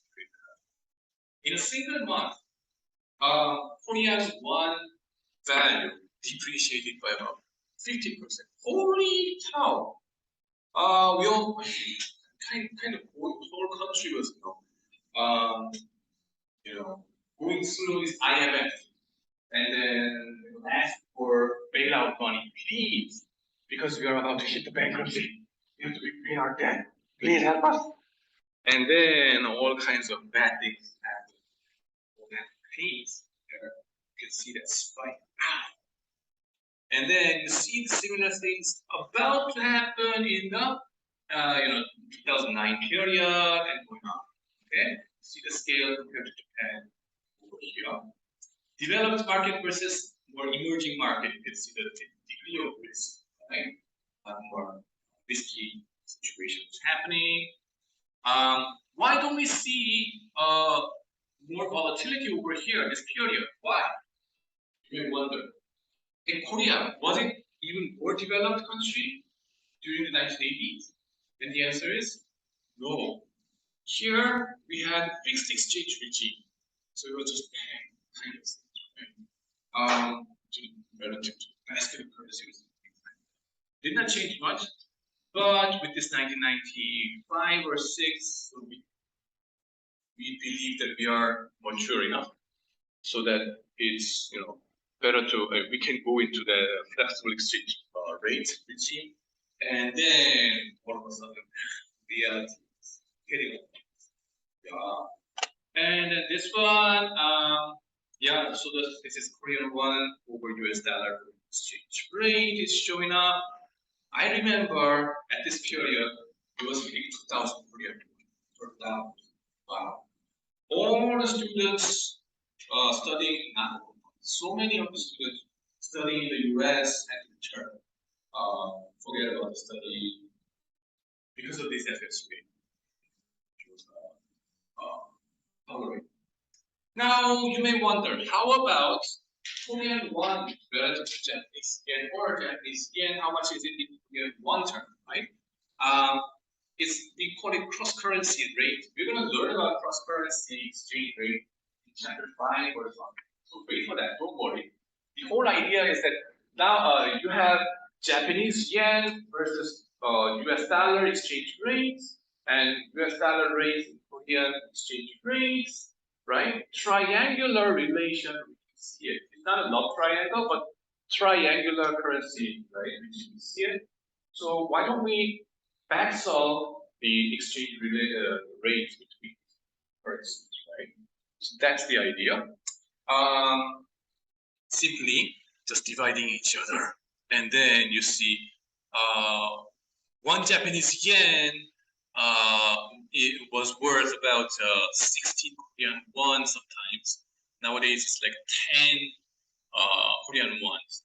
But Japanese yen, right? Japanese yen, their unit of trading is like not one Japanese yen, but 100 Japanese yen. So I just have to multiply it by 100. You see this graph over here. 100 Japanese yen is worth about 900 Korean won these days. And then the value of US dollars relative to Korean won is this guy. And then the value of US dollars relative to Japanese yen is this guy. Okay? So that's that.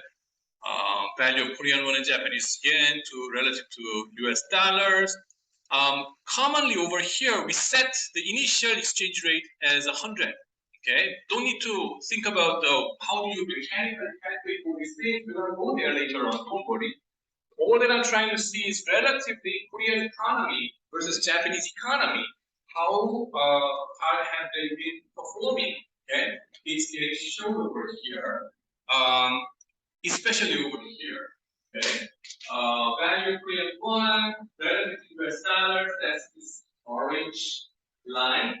So whenever the Korean economy is relatively doing well, the US economy is going up. Nowadays it's going down somehow. US dollar is getting stronger. Korean won is getting weaker. Okay. Yeah. And that's the red line. I'm sorry. The orange line is Japanese yen. Suffering even more. Korean won is slightly going down. Right. If you look at this one in the screen, yeah. So Korean won has been depreciating relative to US dollars significantly these days. But compared to Japanese yen plunging, it's a piece of cake. That's all that I'm trying to say here. Okay. Korean media, they are worried about are we going to have another financial crisis? But experts say, don't worry too much, especially the central banker, Chang-myung, the Bank of Korea head, he says, don't worry, okay? We have solid fundamental in Korean economy. Look at this foreign currency reserve, dollar reserve, 10 times more than what we used to have in 20 years ago, financial crisis. So many dollars in our vault, don't worry. And then all these economic activities are going just fine, don't worry. That's what they said. Okay, now international finance politics is there. That's what makes more fun. And given that you're in Korea, you must be familiar with this guy and that. So things crazy guy, right? Yeah, when they shoot it, right? That's a big issue. Don't worry, it's not such a big risk in Korea. Yeah. But every now and then they give some trouble.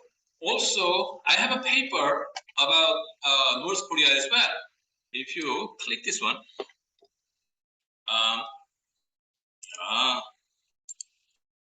kind of.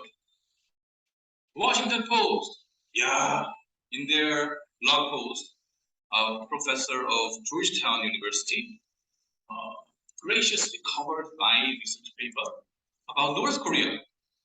What? You want to predict when the North Korea will shoot missiles randomly? Or all of a sudden, okay? You want to know when nuclear button. When they push it, do you want to know? Well, look at the birthday calendar of the great leader. Why? Birthday celebration. Oh, North Korea, the great North Korea we are, becoming a nuclear superpower. And then that's what they do. How did you know that? Well, we have data about their behavior. And then, moreover, I looked at the language tone of British and American and Singaporean or different kinds of news media about North Korea.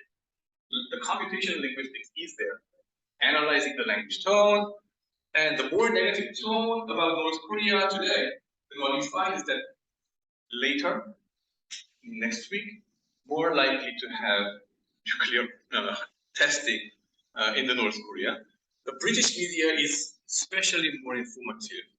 And another piece of my research find out that the short selling volume about South Korean stock market, okay, predicts North Korean behavior, especially the short selling come from British hedge funds. Why British? We don't know. But it seems like they have a lot more better, high quality information getting exchanged between Pyongyang and London, because they have exchanges of what? The ambassadors. Whereas US, they don't share the ambassadors. Korea, Norway, Japan, Norway. So they seem to have a lot better information out there, and then they turn out to have a lot more pro-North Korean organizations in among civilian level. So they may have some more better information coming in. So international finance is a big, interesting area because it involves this geopolitical risk. Plus, North Korea is nowadays they have a lot of hackers, and then in the cryptocurrency market they are big players. And at one point they were trying to how do you say? They hacked the Bangladesh central bank and hacked a lot of money. We're going to talk about it later. About this later on. You have the newspaper in the Google Drive. So go ahead and read it. Enjoy it. Now, political risk is big issue. If you look at what happened over the past 1 year, who do you see over here? Vladimir Putin, and then Zelensky, right? How I wish Zelensky best of luck. Hope for the best, right? And then the U.S.-China tension surrounding Taiwan issue, big things are going on. And then moreover, the trade war or political tension between this China and the U.S. Brings about this key issue for South Korea. They call it Chip 4 Alliance. It's a hot issue. Hot issue in Korea, because Korea is the Republic of what? Republic of Samsung. And the Samsung is semiconductor. Chip industry. The chip industry is the breadwinner for Samsung, which is the biggest earner of South Korea. Taking into perspective, well, the whole market cap of South Korean stock market, out of the whole pie, guess how much Samsung Electronics takes? It's a huge pie of South Korean stock market cap. What percentage must be Samsung Electronics? One single company. By the way, we have about 2,200 different companies, 2,200 companies in the stock market. One single company takes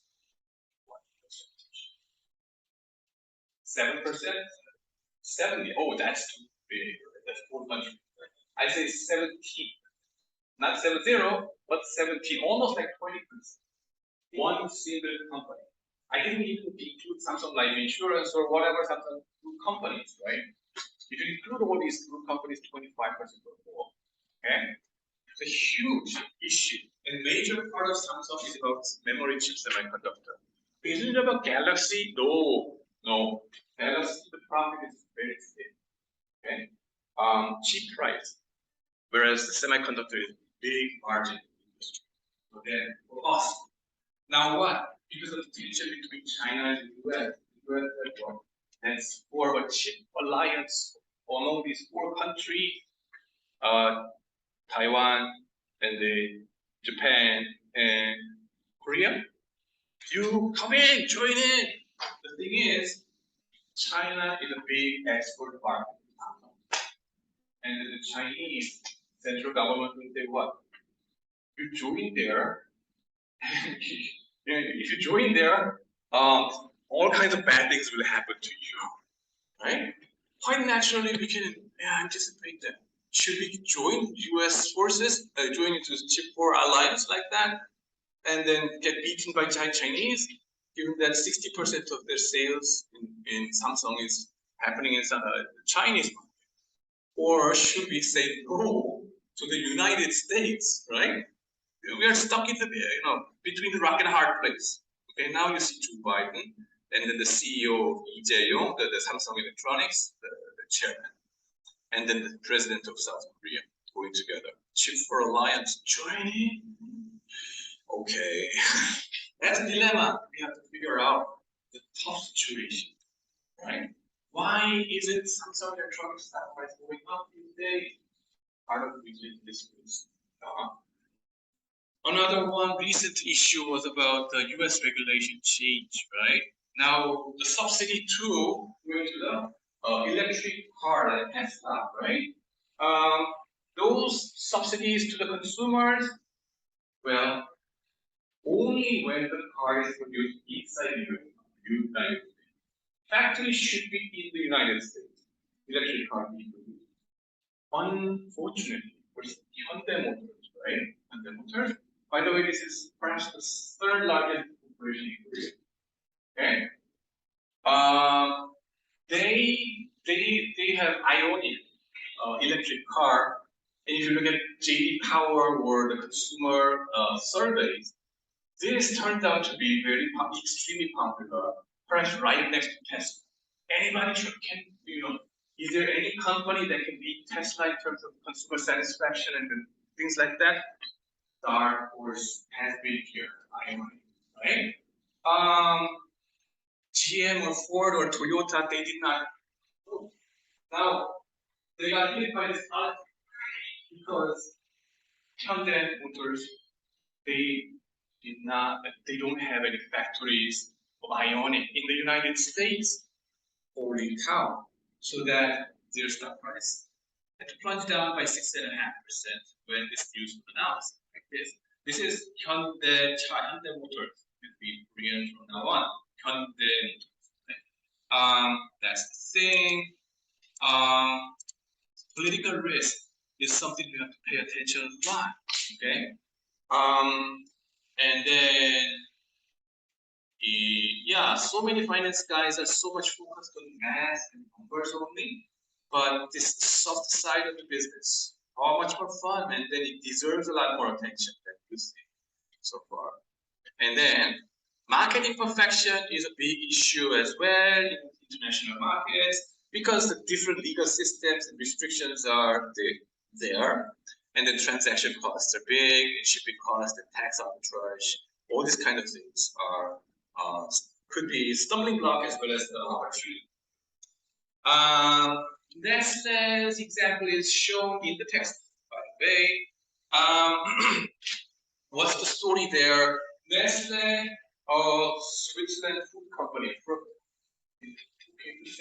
processing company.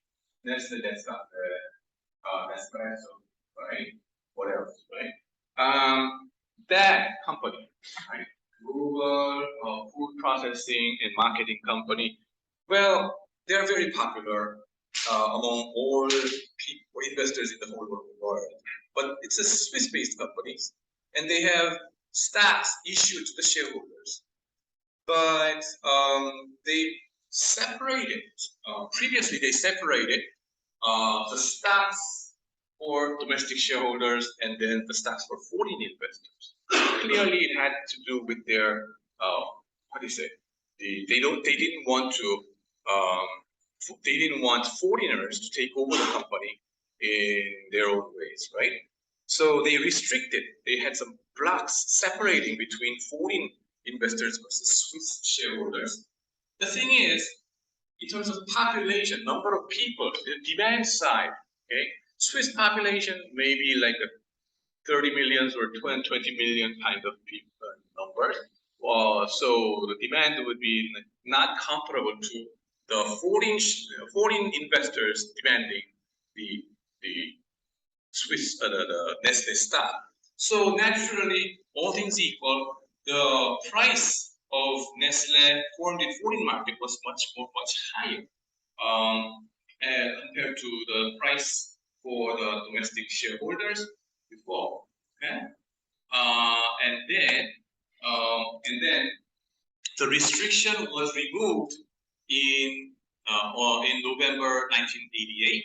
With the removal of these restrictions, all these foreigners nowadays, buy the stock just like the domestic investors of Switzerland, so that the difference in price got removed later on. And this kind of restriction, okay, has been there, so it gives a lot of friction in the market. Is there? Sometimes it gets removed, so that it creates a lot of opportunities and risks for international investors. Market imperfection, yeah, right. So following this, the price spread between the two types of shares narrowed dramatically. This implies that there was a major transfer of wealth from foreign shareholders to Swiss shareholders, right? Used to be very high for foreigners market, too rare to catch that one. We have to pay a lot, but now it's not that much. Foreign holdings of Nestle Libera shares were exposed to political risk in a country that is widely viewed as a haven from such risk. The Nestle episode illustrates both the importance of considering market imperfections and the perils of political risk. So that's that. The next thing is about expanded opportunity set for portfolio management, right? Portfolio management. What's the key idea? Well, don't put all your eggs in one basket, they say. Okay, don't put all your eggs in one basket. So if you have a huge amount of money, then the Keynes said 1/3 of your money has to be put into stock market, 1/3 has to be in the bond market or bank deposit, and the remaining part must be in the real estate. So 3 different baskets. But at the same time, not just different financial products, right? But also internationally, you have to spread it out. Not 100% to Korean market, but spread it to different markets, like US, or Europe, or Africa, or Southeast Asia, or Japan. Why? Because these markets are not 100% correlated. They are less than perfectly correlated. Some countries get screwed, well, China. The other countries they get party time. Is that a way of saying it? I don't know. Honestly, some countries perform a lot better than the other countries. They don't go together. For example, unwanted example is kind of Russian market. Have you checked out Russia's stock index over the last year? Okay, let's check it out. Investing.com frequently go there and then check out the data. You can download the historical data over here. First of all, if you look at S&P 500, the biggest 500 corporations listed in the US stock market, and you see the price movement and index movement like this. Now I want 1 year movement, okay? Especially from this February, almost end of February, right? That was like 4,400, I would say, 4,400, and then now it's like 4,000. So about 10% down, should I say? Yeah, roughly down. You can see the trend. What about Russia?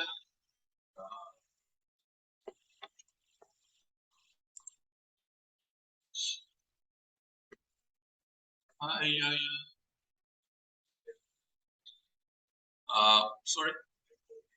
Thank you. M-O-A-S. Yes, I'm sorry. Moscow Stock Exchange. Yes, thank you. Is this one? Yes. So I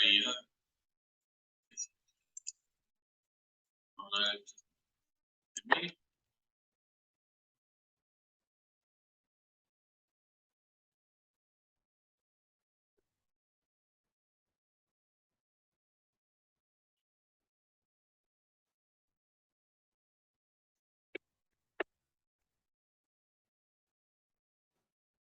Russian Stock Exchange. I should put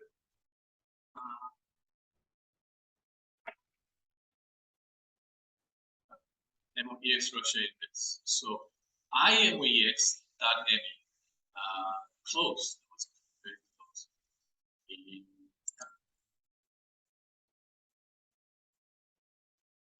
Then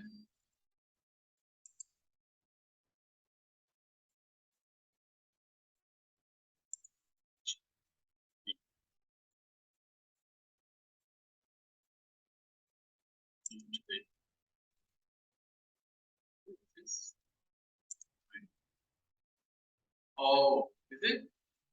Yeah, from here. So if you look at since end of February, okay, since the end of February to 2000, okay, 2000, and now it is 2400, okay. So yeah, it has been, dipping, but compared to what we thought at this point, right now, outbreak of Russia-Ukraine war, we thought that Russia would be totally screwed. But as opposed to many people's expectation, um, they have been performing kind of surprisingly better than what we used to believe. Right? You never know what's going to happen. Some countries, because of natural gas and all these sources, so that's an interesting part of the international finance as well, international expansion. They don't go together. Okay. And then what we see over here is the correlation table among different countries' indices. They are not perfectly correlated, which gives an opportunity for diversification, international diversification. Japan, UK, Germany, and France. And if you look at US and Japan, their cumulative stock returns look like this. And then if you form a portfolio, it would look like this. So that your efficient frontier of two different stock indices would look like this. This is equivalent to the efficient frontier and form based on two different stocks. Okay? US and Japan turns out to be, you can interpret this as different two stocks in this market. But if you include UK into that picture, three different country portfolios, a lot more diverse. With the same degree of risk that you take. This is the risk on your horizontal axis, and this is your expected return. So for a given level of risk, you want to achieve maximum return. Previously, only two countries you want to have this, but with three different countries you have expanded opportunities. Okay? Okay. Now, what about multiple or different countries? Yeah, we will expand more and more like that. Okay, less than perfect relation. Yes.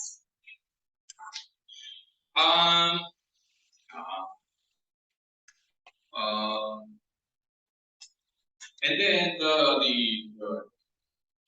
for international governance transfer, governance spillover effect is also there. Shareholder wealth or goals and this kind of things. Maximizing shareholder wealth has been, primary objective of Anglo-Saxon capitalist world. Like Jack Welch's argument, right? But later, after the global financial crisis, he took a step back. He said, maximizing shareholder wealth was not enough. I mean, not a good statement. We need to look after those stakeholders like employees, our creditors, and the communities and things like that. the concern was, getting wider. Okay?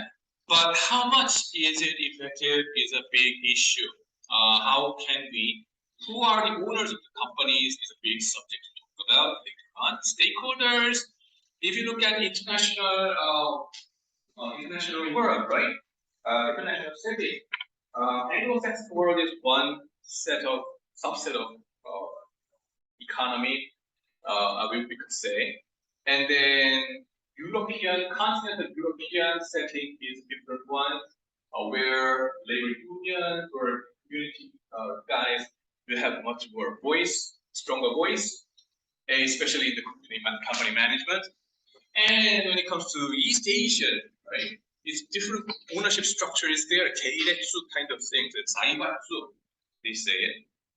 Nowadays, Zaibatsu, they say Chaebol, which is Korean word. Samsung Group, like Chaebol thing, right? Whichever way you want to call it, it's there. And then the ownership, who are the owners, right? Of this corporation, the issue we discussed. And then every time we have separation of ownership and control, we have governance issue, okay? Because there's a huge agency problem. Agency problem means what? Well, you never know what that CEO will do behind the closed door. He may smoke a crack behind the closed door and do whatever he wants privately. Or he may be really working hard. Okay? So how do we make sure that guy is working hard for us, the shareholder? There's some ownership or stock options and that kind of things. That's the idea over here, right? And then the scandals of Enron was a big thing in 2001. Used to be number 3 big company in the US or something, and then turns out to be a whole lot of fraud was there, so that they went bankrupt. And then that was a wake-up call with governance. You never knew. We never knew what the CEO was doing, what the management was really doing, and in terms of accounting fraud, and the police had to work harder than that. So Sarbanes-Oxley Act was established, set up, right, 2002. So that was a big learning experience for the American investors as well as global investors. But if you feel that, oh, shameful Enron, that's it, we don't want to, that's a dark history, 흑역사 kind of things but don't get discouraged, because the magnitude of fraud was just $4 billion, right? Just $4 billion. And then the CEO was put into jail, like, I don't know, 100 years or something, right? $4 billion. Remember this number. In Korea, recently the magnitude of the fraud found out was like 2 times bigger than that or something, many times bigger than that. And then the CEO is not jailed that serious. So much more fraud is going on in emerging market, not just in Korea, but all around the world. Okay? It's common all over different people, same idea.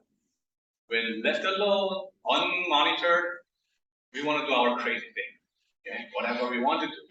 Maximizing our utility, instead of maximizing the shareholder value or the owner value, right? Or the stakeholders value. No, they will play their way. So how do we make sure that these guys really work hard for us, shareholders or stakeholders? Is a big issue in governance. ESG is a big word, big buzzword these days, right? So a lot of books are over there, and the YouTube channel is there about ESG. Many professors and the industry experts and the consultants work on the ESG, environment, social, and environment. You must have heard about it, like until you get sick and tired of it. Indeed, we have some greenhouse gas problem, the climate change problem that you suffered that in Korea over the last month. Unprecedented flood. But how to make sure this environmental concern will be satisfied? this government, the corporation is an issue. But some groups of economists say that's too far-fetched. Satisfying those environmental regulations, not the regulations, but the community or the environmental groups of interest that need to do. Why do we have to, the corporations are beauty, right? Is there? By maximizing the profit, naturally you will listen to those interest groups later on. So don't even bother there. Just maximize your profit. That's one legitimate, not legitimate, but the how do you say, conventional economist view. But among these ESG, environment, social, and governance, I would say the third one, governance, is something the Anglo-Saxon capitalist mechanism can really give a good solution so far. The governance issue is something we can really improve in Korea as well as international. We're going to get back to that idea later on. Compared to environment and social, it's much more concrete, much more contractable. So that's why it's more tangible, doable. That's what I'm trying to say. Yeah. If you have some questions about if you get more interested into this ESG issue, the scholars that I would recommend is Alex Edmonds of London Business School. He has a YouTube channel about it, and then fantastic publication about ESG and book about it too. So go ahead and read it. Or Harvard Law School's Lucian Bebchuk, and big shot in this issue as well. So go ahead and read it. Now, in the interest of time, the fluctuation or waves of globalization coming and going, right? We're going to talk about it next week. Okay? It's already 8:43. I know you guys are very, very tired after fun summer break, right? So go home and take some rest. Next week, we're gonna have some more fun. Okay. Thank you.